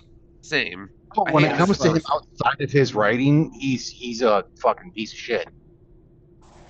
I like Well, some of his writing. That's about it. He has a He's- couple of great works, but he runs them into the ground. Yes. He is the author Oh, yeah. equivalent of the The Days of Our Lives. He's the musical author equivalent of artist. Nicolas Cage. No, He does have a problem making endings, though. he's the author equivalent of musical artists that are entertaining, simple, typically do well singing and everything, but then they decide to destroy, with a poor performance here and political activism there. Yes. Well, it's like, have any of you So actually most read all of liberals the Dark then- Tower series? No. The whole thing. No, I lost interest after Wizard and Glass. Okay, do any of you mind if I give you a little bit of a spoiler? I don't care. I'm not going to read them. Okay. By Stephen that King- time, I was invested in stubborn, so I finished it off. Yeah, I was in Afghanistan, so I was gonna fucking finish it one way or another. But Stephen King does actually write himself into the story, and there's all two. the time. Hold on, there's two things that actually happen, because there's the two timelines basically.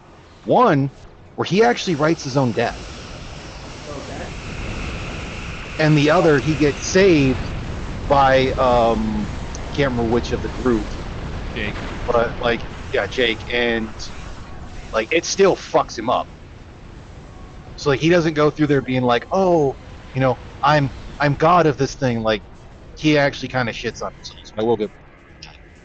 I mean, Well, you know, part of that is actually him getting back at somebody who actually did hit him with a vehicle. Oh yeah, because the him getting hit by a vehicle was a real thing. So he just kind of lambasted the guy in his story. I thought that was I think the movie Misery. I'm sure Stephen King was asking. Has anybody seen the movie Misery by Stephen King? Yes. Yes. I love one of the better campy bases. I think I've seen most of it. I haven't seen it. Okay, so Misery, in my opinion, I think is like a play on himself. Yeah. Being like a crazy fan, like kidnapping him or something. Well, Yeah, yes. there's a whole bunch of his works that feature a writer as the main protagonist. Oh yeah, almost all of them. Yeah, he's got a lot of works that feature a writer, and it is some form of self-insert. It really is. But anyway, I brought up all of his Salem's work Lot is. specifically for a reason. Yes. Because the new movie just released, the new Salem's Lot movie. Give you a little history. There was a TV miniseries that was produced in '79, or it aired in '79, and there was another TV miniseries that aired in 2004. Up a massive disturbance. The one in the 70s. I didn't like the 2004 one. Species 8472 is approaching. I'm fond of the one in the 70s because I grew up then and I recognize all the things, you know. Okay. And it's a great time to set that story in because we didn't have to worry about deal with shit, all that stuff. The internet, you know, we didn't have to deal with the same kind of communications technology. So the town of Salem's Lot is legitimately cut off from the outside world to some degree. Okay. Not that it's like in the middle of nowhere, but it's, you know, it's remote enough for that story. Mm-hmm. And that's one of the reasons it works so well in '79. In 2004, with the internet and cell phones, not like it is today, but you know, it does change the landscape of the story, and it makes it a little harder to swallow. Okay. You know, Cell phones weren't really as ubiquitous back in 2004 as they are now. No, but they were still there. Yeah, there were much more than they were in the 70s and even 80s. So exactly. The Undine will destroy the But disconnected Borg ships. this last Stop them. movie they just produced, I'm going to go through my usual review stuff with it. I'm going to try not to give away any spoilers, but there's some details that I like and don't like. Did you like it? Yes, actually I did. Okay. What I'm as shocked about that as anyone because it's a modern movie. With a bit of one of my race favorite Stephen King's is Storm of the Century. Never saw that. It is good. But so we covered the did I like it. I'm shocked that I liked it. But one of the things that worked for me is they two things. I'll give you two things that worked for me. One is the race swap.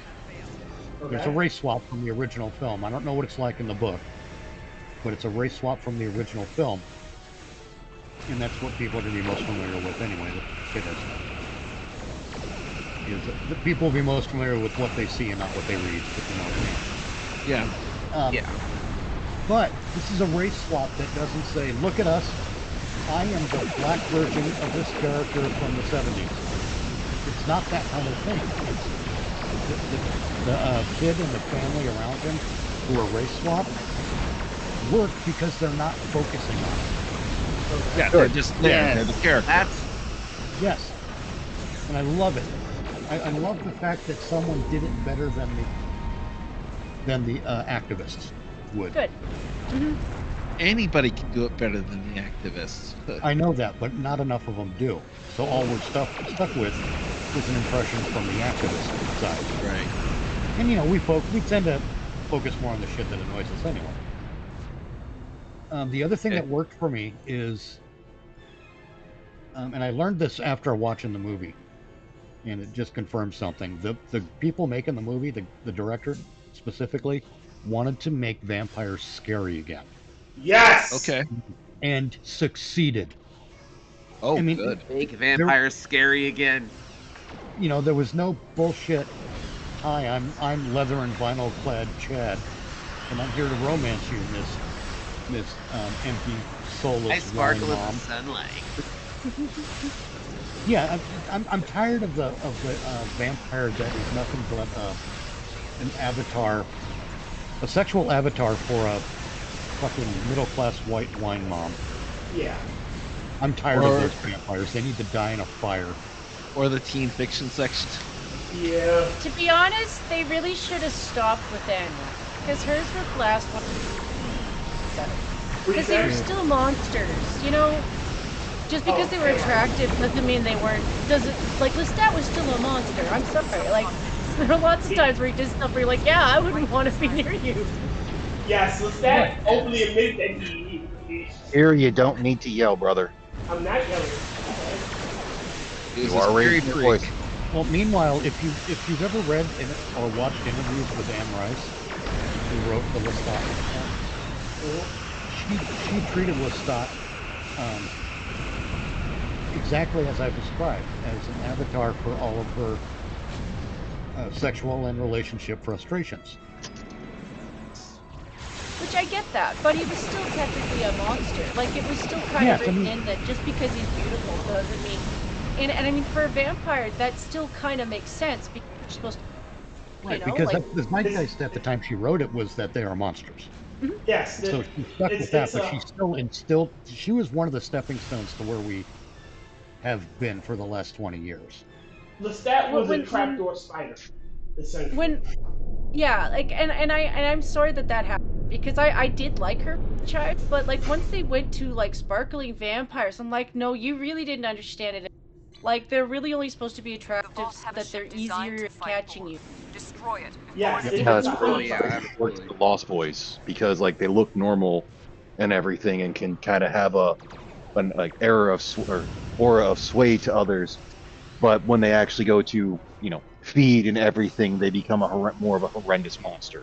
Yes. Yeah. Now to the stuff that didn't work. Lost Boys was such a good one. I like that one too. Yeah. Sequels are kind of weird. Yeah. Yes. All right. Yes. But what didn't work for me in this movie was I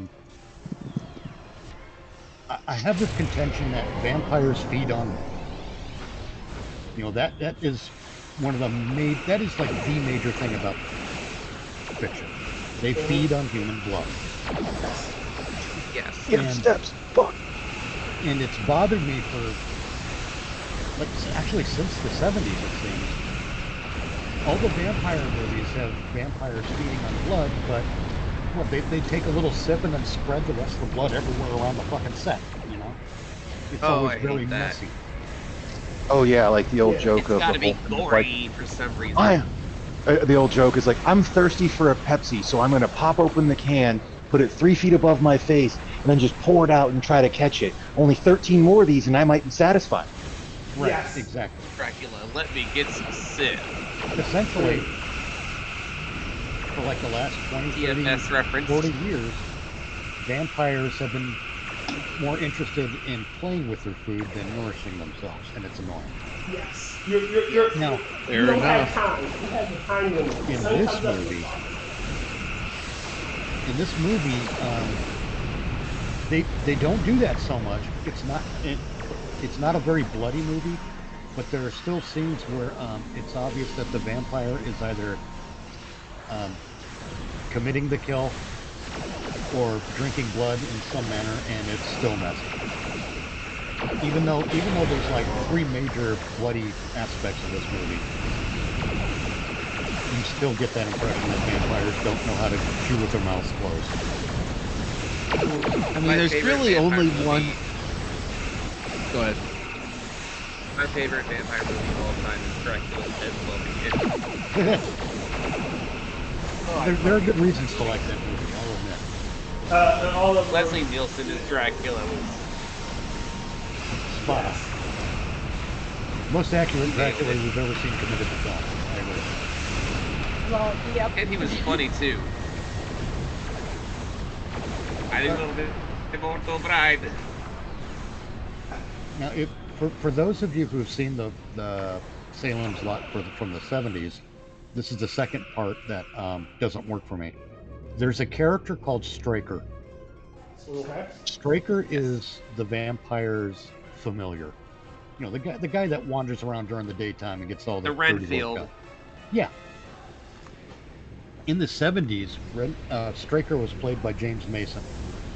And James Mason played him as a sophisticated and relatively quiet and subtle man, but very intimidating and even creepy.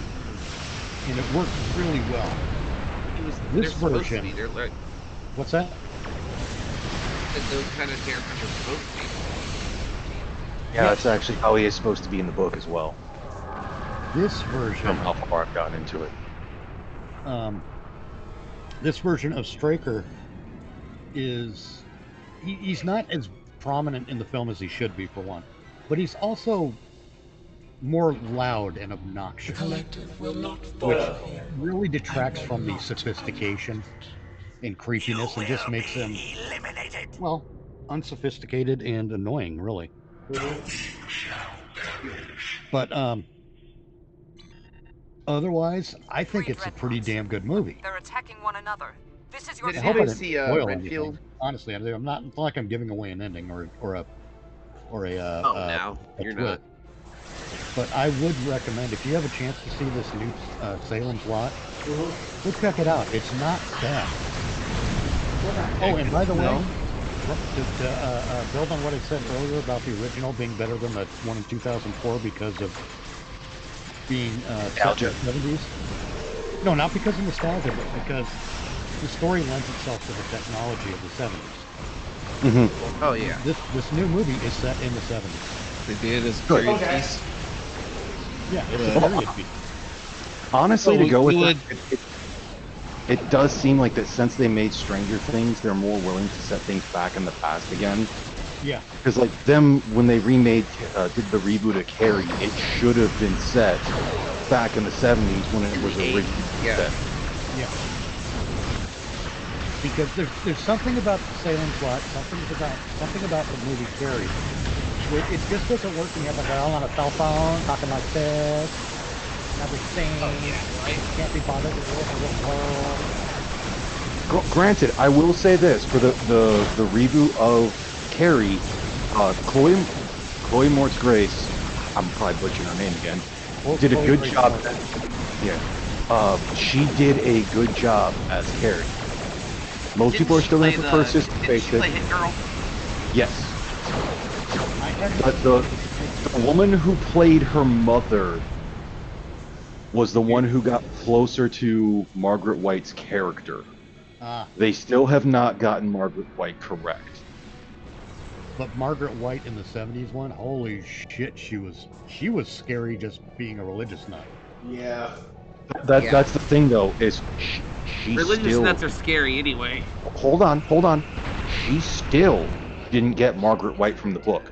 One, Margaret White is not a little woman. Margaret White is a big woman. And Margaret White will make any other street preacher, mega pastor, even some of the ones that we see nowadays that are all fire and brimstone, most likely would make them blush. Yeah. She is a fire and brimstone type of woman. And I am still furious to this day that they will not get the right woman to play her. Because Margaret White would not be the one grabbing Carrie by one arm going, "Come on, Carrie, you gotta go in the closet." Margaret White backhands her daughter, grabs her by the scruff of her neck, picks her up, and pushes her in the closet. Damn. Right. Oh yeah, she They're all was gonna laugh at you. psychotic. Sorry, Yeah. I just can't get the past that delivery. It's that delivery in the original Carrie. They're all gonna laugh at you. That's right up there with Faye Dunaway shouting "No wire hangers" to Mommy Dearest. No, why? Oh God. Oh, wire hangers. Which, Oh, that movie honestly, gave me PTSD. Holy shit. the movie Mommy Dearest is a fucking nightmare.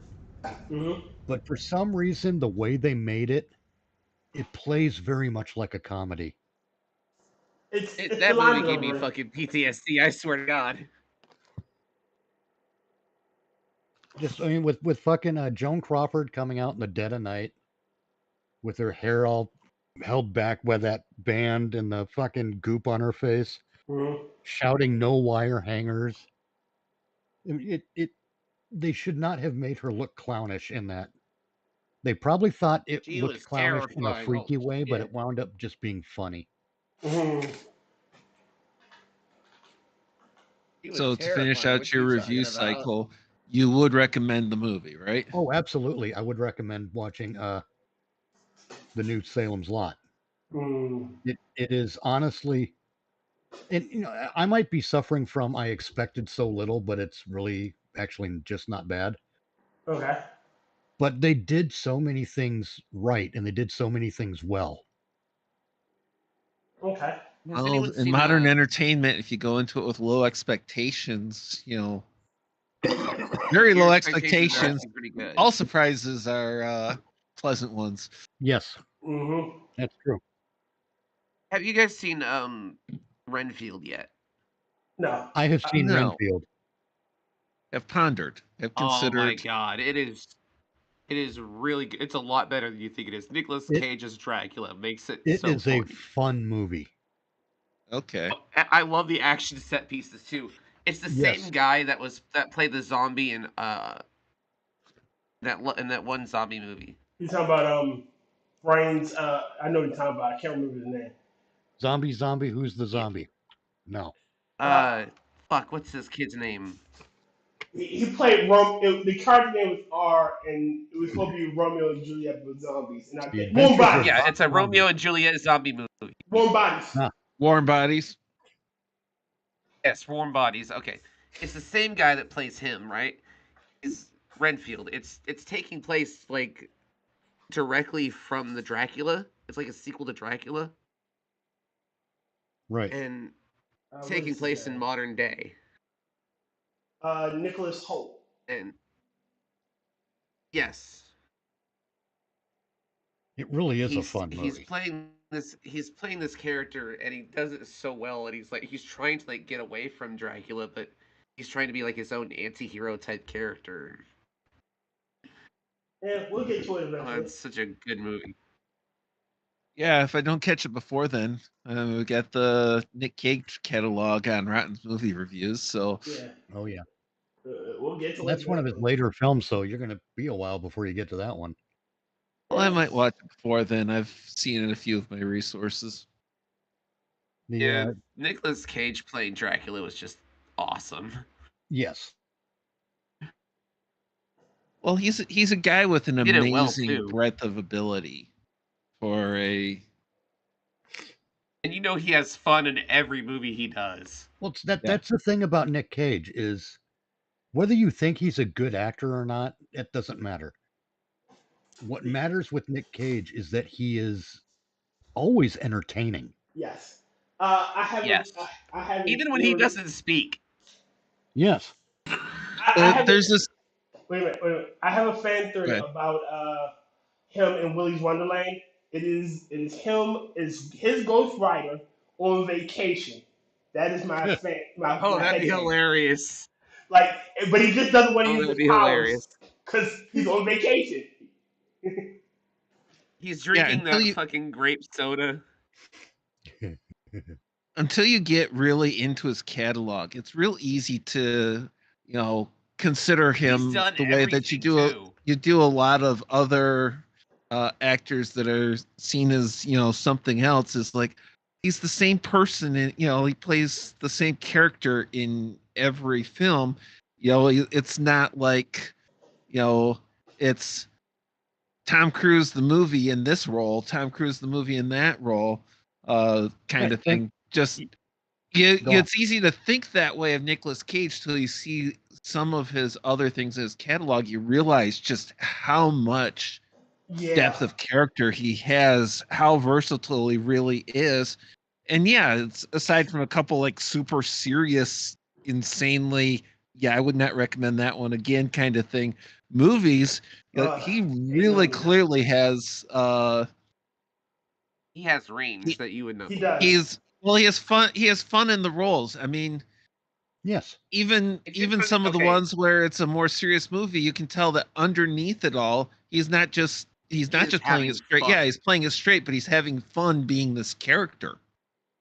Yeah, exactly. It's not like it's not like with George Clooney. Oh hell no. What are your favorites? I'm sorry, I hate George Clooney. Oh, so do I. He's an incredible bore. I mean, he didn't. It was even the as movie. Batman, he was fucking boring. Well, yeah, because it wasn't George Clooney as Batman in that movie. It was George Clooney as George Clooney playing Batman. Mm-hmm. Yeah. George Clooney is not an actor. He's not an entertainer. He's a movie star. That whole film was miscast. It really was. But yeah, even then, he's not.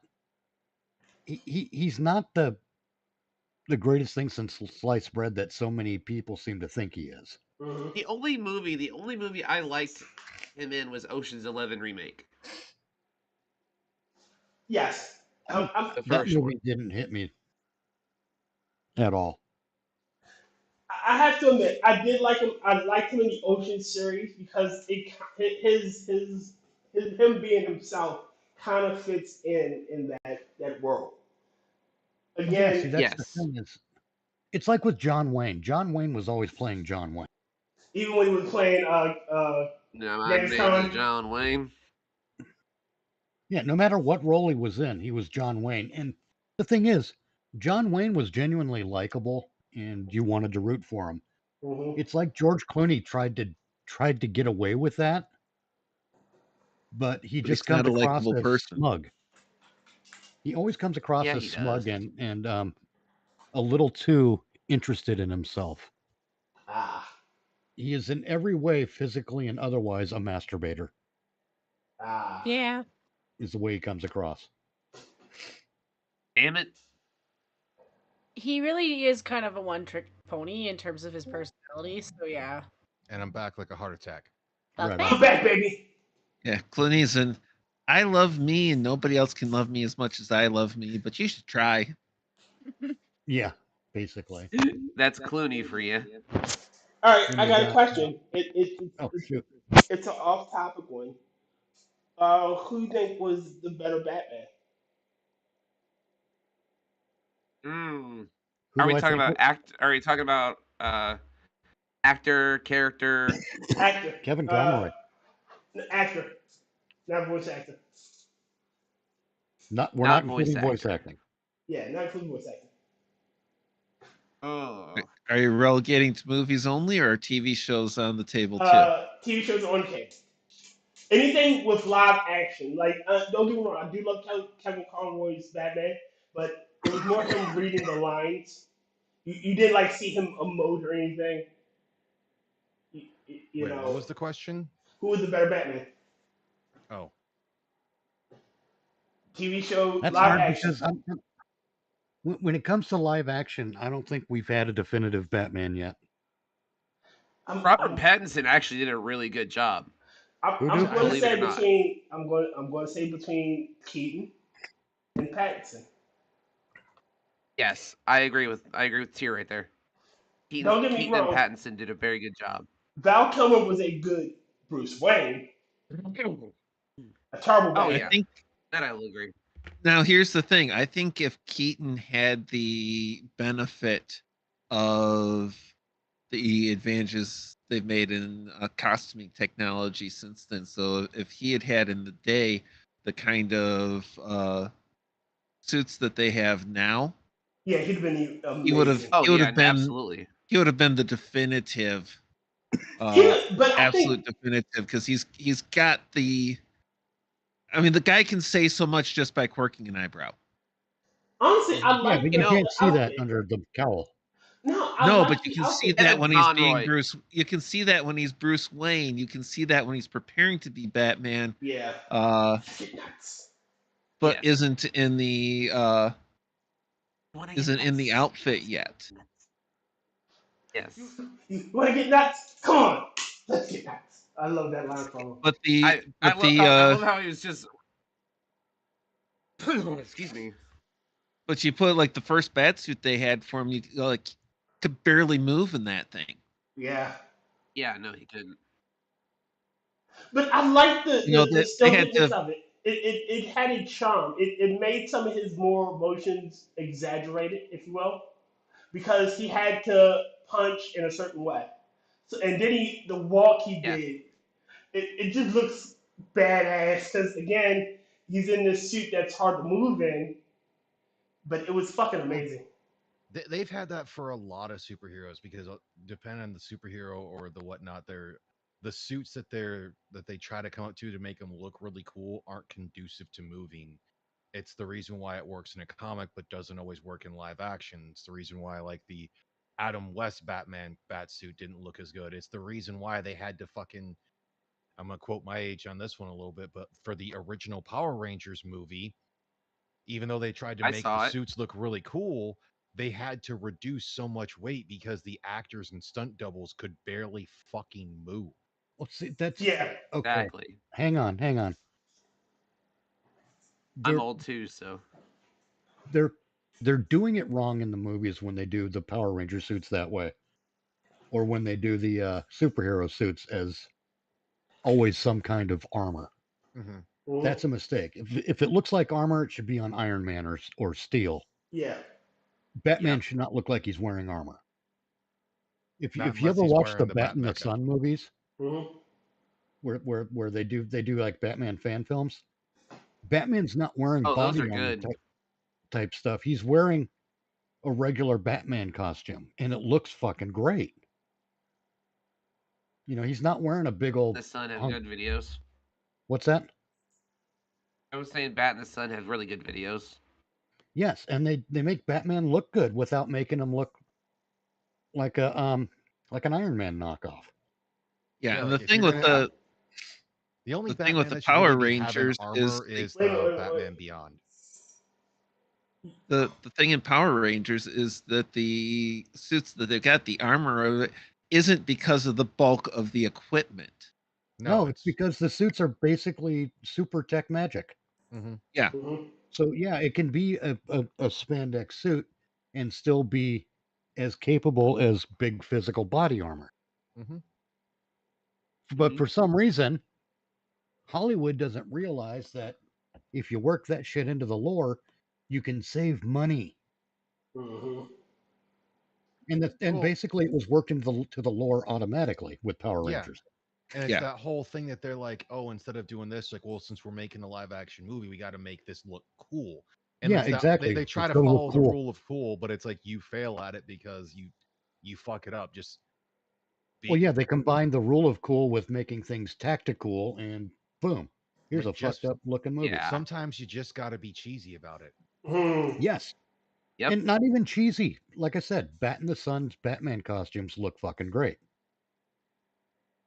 It's also they don't understand how much suspension of imagination actually works too. You mean Right. suspension of disbelief?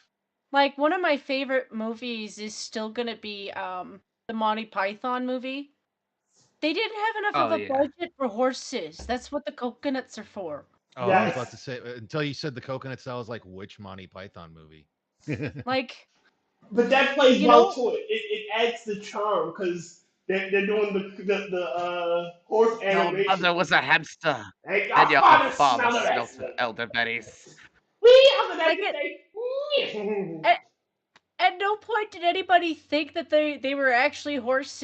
Like they be a horse. They joke. The movie let the audience in on the gag.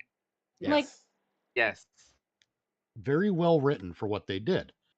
And also, you know, like other examples of that in the same movie is, oh look, it's the man from 64. Mm. And you know how the They're movie not ends with appearing the in this film.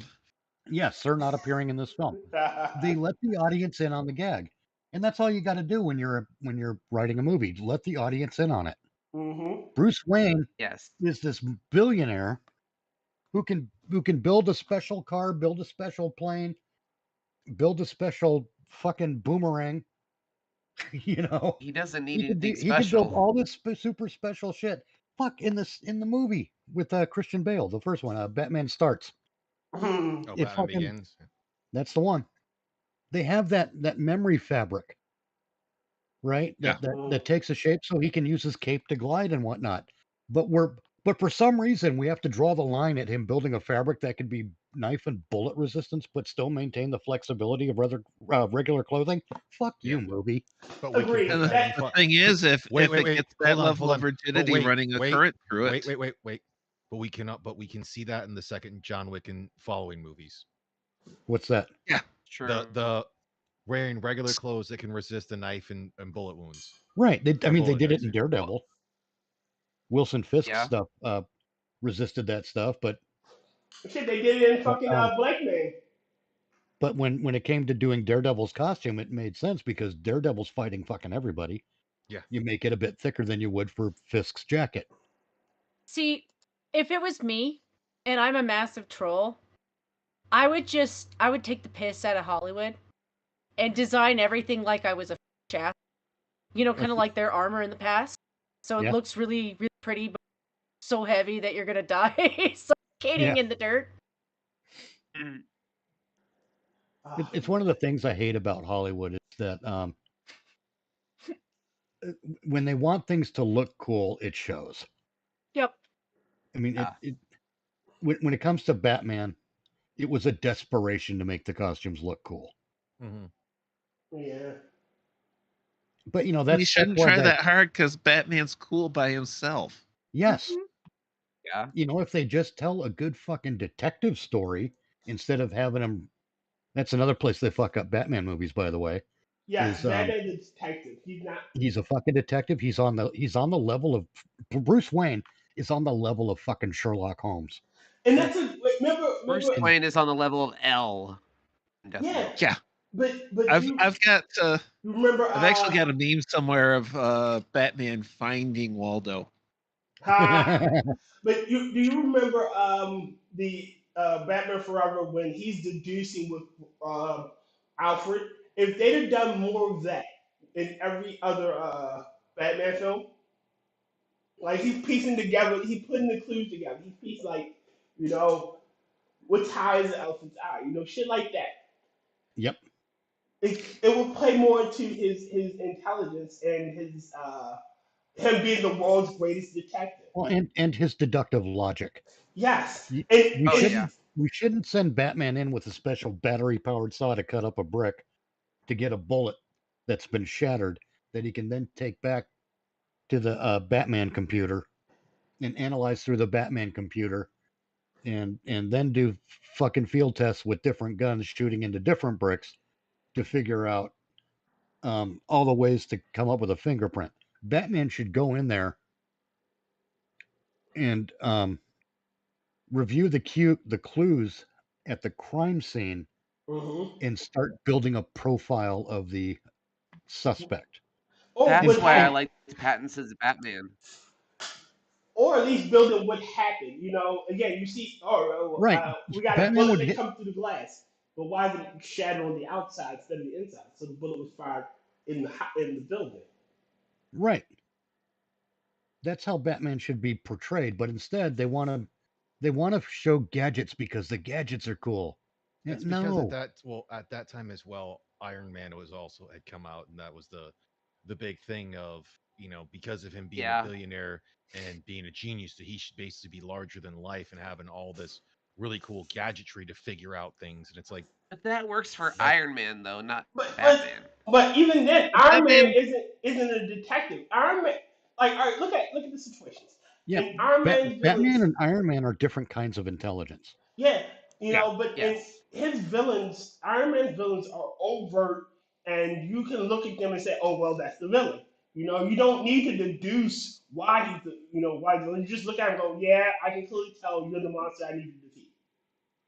Batman, however, is usually fighting intelligent villains. Riddler. He's going against Tempest Fugit, or even the Mad Hatter still has his moments of intelligence and brilliance. The Toy Maker. People that he had to deduce like, holy shit, what's going on? Because they blend into the fabric. You can't see Tempest Fugit. You may see somebody stuffy and prim and proper and look like, well, he's not the villain. He's just a random bystander. Gotham did a good job showcasing the villains of Batman. Yes, And they it shouldn't blend have. in. And the thing is, I mean, Batman's got his share of gadgets and everything too, but some of them are for hand-to-hand useful, they're more purposes, tactical. self-defense. Some of them are practical for this is actually a forensic tool for a detective in the field. And I Hey, Tim, fucking why- hated when he had bat skates and Batman Forever was fucking forever miscast. It was just Tyr, I'm gonna miscast. pause you for a second. He didn't even know he was going against Hold on, Mr. just a second. Freeze. Tyr, you mind doing me a favor and removing the Discord link in the live chat? Gotcha, Captain. I mean, it's gonna be there Sorry most about that. likely. And the one thing is just don't want potentially a whole bunch of other randos jumping in that I don't quite know of. That you haven't vetted. That I haven't vetted just to be safe. I tagged him out. Fair I enough. just realized that and was like, just to be safe. Sorry about that. Yep, it's Derail gone. the conversation a little bit. But they Yeah. do a lot of these things wrong in Hollywood, and I generally describe it as taking the wrong lessons from success. Mhm. And I'll give you a great example. Another one. I had a concept earlier today of making a of how to make a successful, well-liked Blair Witch Project sequel to the original film. Okay. Forget everything else that happened. Book of Shadows didn't happen. The what was it? Book of 2016 didn't Book of happen. Shadows wouldn't have been so bad if the studio would have kept its fucking dick out of it. Right. Because there was I saw the behind the scenes stuff there too, and there's a lot of stuff that if you take the Blair Witch name off it,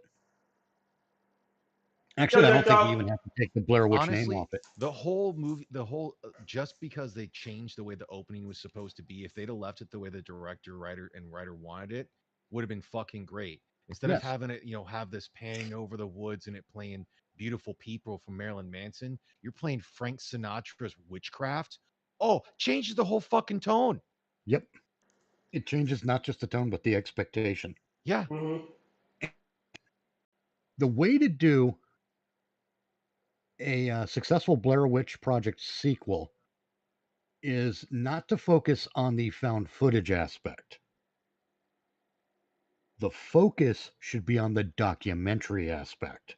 Oh shit, that'd been better. Yeah. Now, think about how this should play out.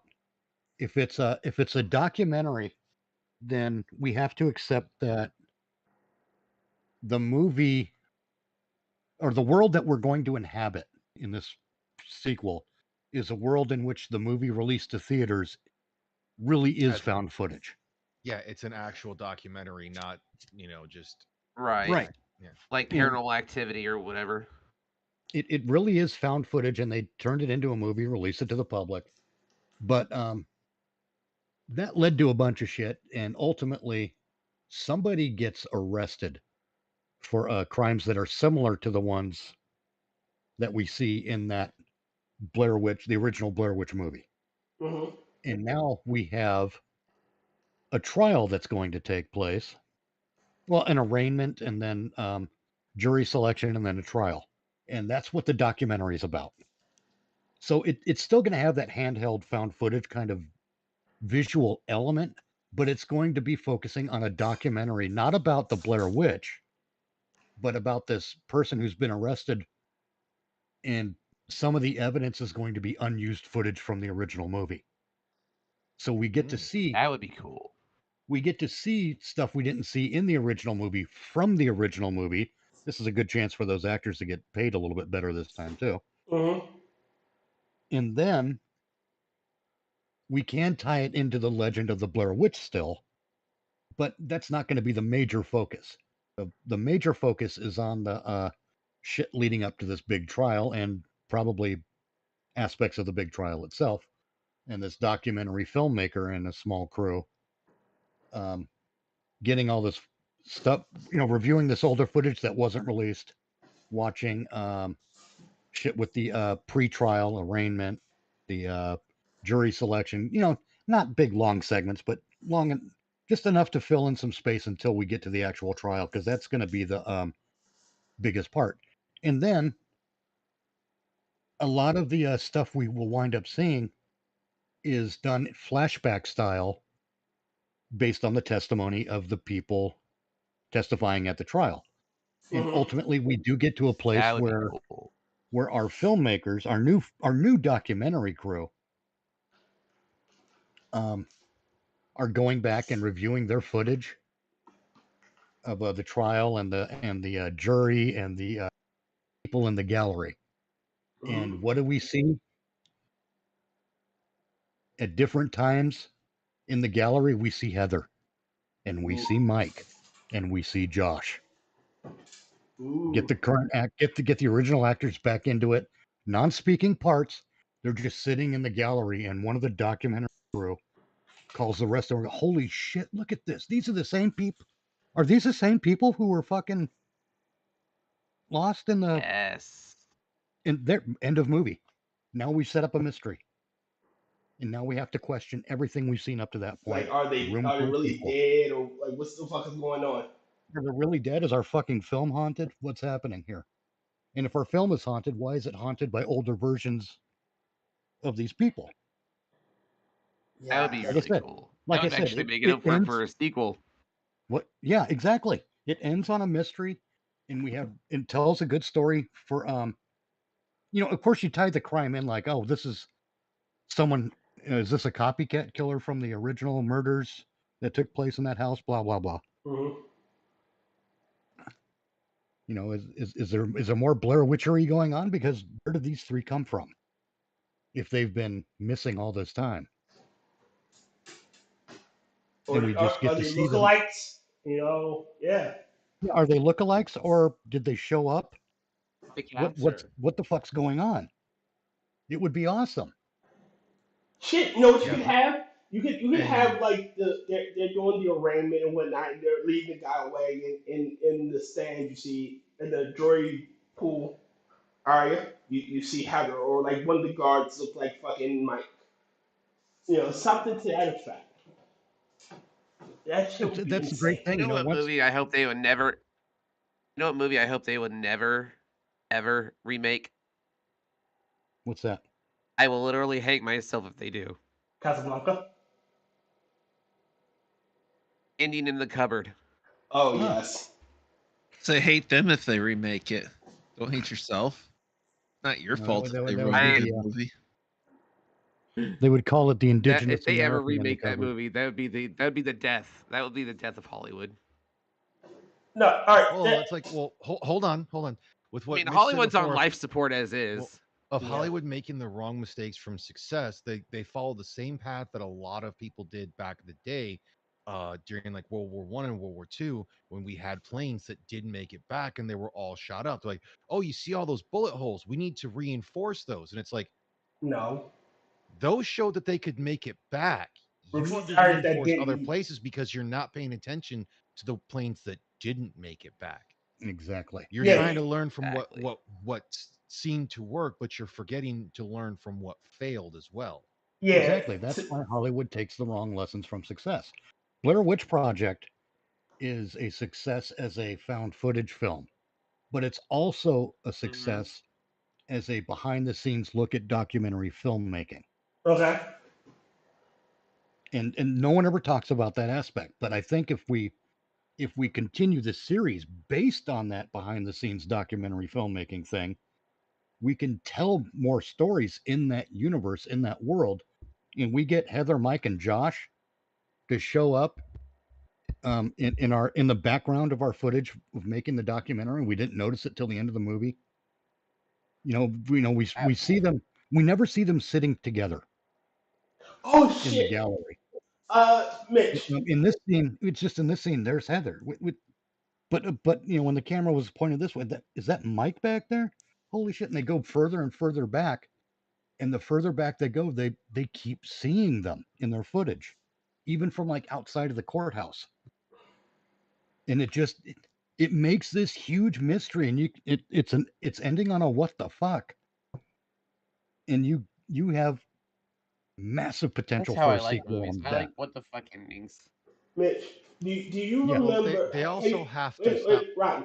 Hold on. Mhm. Have you ever seen Bordello of Blood? Yes. Do you remember when she was interviewing the head vampire and she went back and reviewed the footage and she was just standing there talking to nobody? Yeah. Have it something like that, Well, it is something like that. Yeah, but he's interviewing somebody, he's talking like that, and everybody seeing him interviewing, and they go back and review the footage, and he's just standing there talking to no one. Oh God, I just what makes this even better with Heather, Mike, and Josh. Right. When each time they go back and see them in the background of their footage, Mm-hmm. they're just staring at the camera with a blank face. Oh, that's even better. Oh, that's terrifying.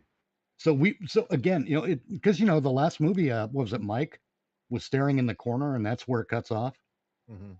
You're staring at the corner of the room. It's kind of like that, but on the other side of the stair. Oh, And we yeah. see it from each of them, and it's like, oh fuck, what the hell is this? And just over the ending credits, play it quietly, maybe with quiet music that's pretty far in the background, but just, or even if you don't want music and just have a sound effect, have it like the sound of a slide projector, and as the ending credits play, just keep showing images of different shots of them in the background. Somewhere just standing there staring blankly. All right, so I'm one of those people who will read a book and will see an image in my head Yeah, I'm scared. of All right. what's going on. Okay. Must be nice. That would be fucking cool, just the way that you're talking about it. All right, ladies and gentlemen, I'm getting tired. Oh, all right. So, What I was gonna say is Hollywood needs to stop the whole what they consider the subversion of expectations, because it's always not what you subvert expect it's gonna expectation, be. yeah. It's just crap. Yeah. It's gonna go over like a Or wet these fart. cheap imitation jump scare bullshit. Yeah. Hollywood expect the dumbest possible thing at the worst possible time. You'll rarely be disappointed. Well, yeah, their idea of the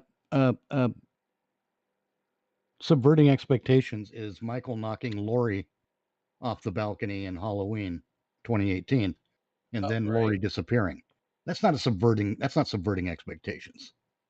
That's just role reversal, and it's a shitty role reversal. Mm-hmm. Stupid. But anyway, you're getting tired, Yes. and now I want to see this You new are Blair Witch getting movie. God damn it. very sleepy. You are getting very sleepy. See, I had this concept for this And when we started the stream about this Blair Witch sequel, but talking about it on the stream, I got more ideas that popped into my head, and because of talking about it with you guys. Fuck, I want to see this movie now. God damn it! Because you're fleshing it out. It's in your head. That's Which the is- problem. Yeah. Mitch is about to go make more notes, add some more thumbtacks to the board, and about another 15 yards of string. See if I can get Heather Donahue out of 18 cups of coffee. See if I can get Heather, And you gotta Heather go to a Diddy Donahue out of the party. pot business for about a week to get some photos done. Well, we can continue discussing Mitch, this at a later time frame. Let's let Tyr close it out. Yeah. Yep. All right. You'll have to go to a Diddy party first. All right, ladies and gentlemen, I thank you for coming out. Parting words, parting thoughts, parting shots. Anyone?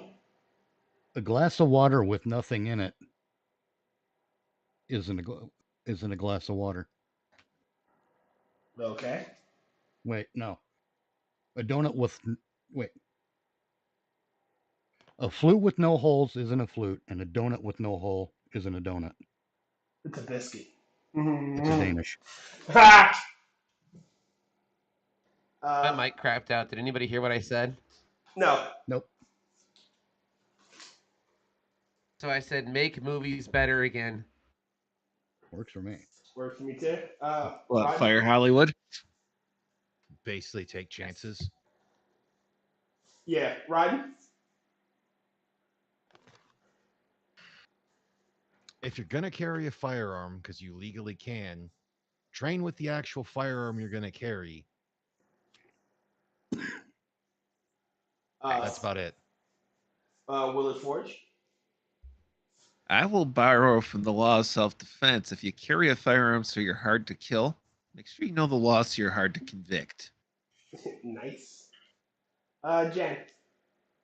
I learned this words Remember- of wisdom from Drunkle, but he said that if you know that you're in a country where other people are ass with their fists, you should assume they can.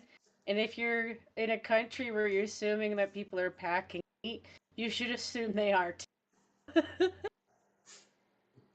Oh, for me. and remember, 9mm kills the body, 45 ACP kills the soul.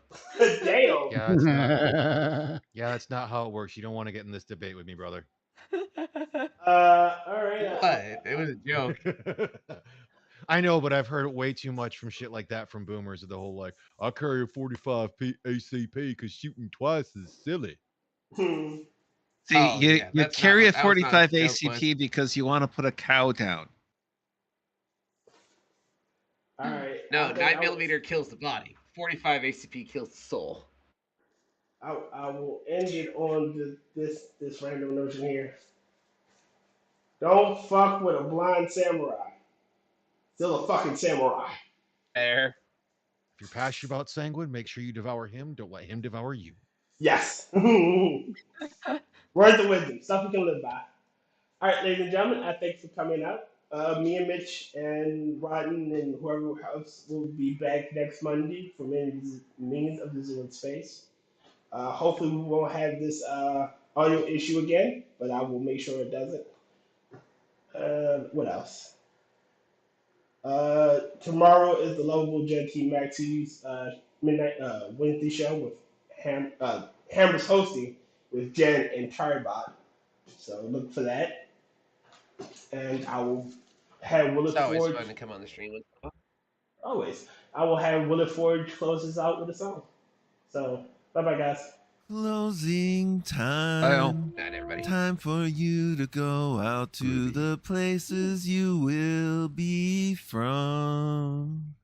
I know who I wanna take me home. I know who I wanna take me home. I know who I wanna take me home. Take me home. Closing time. You don't have to go home, but you can't stay here.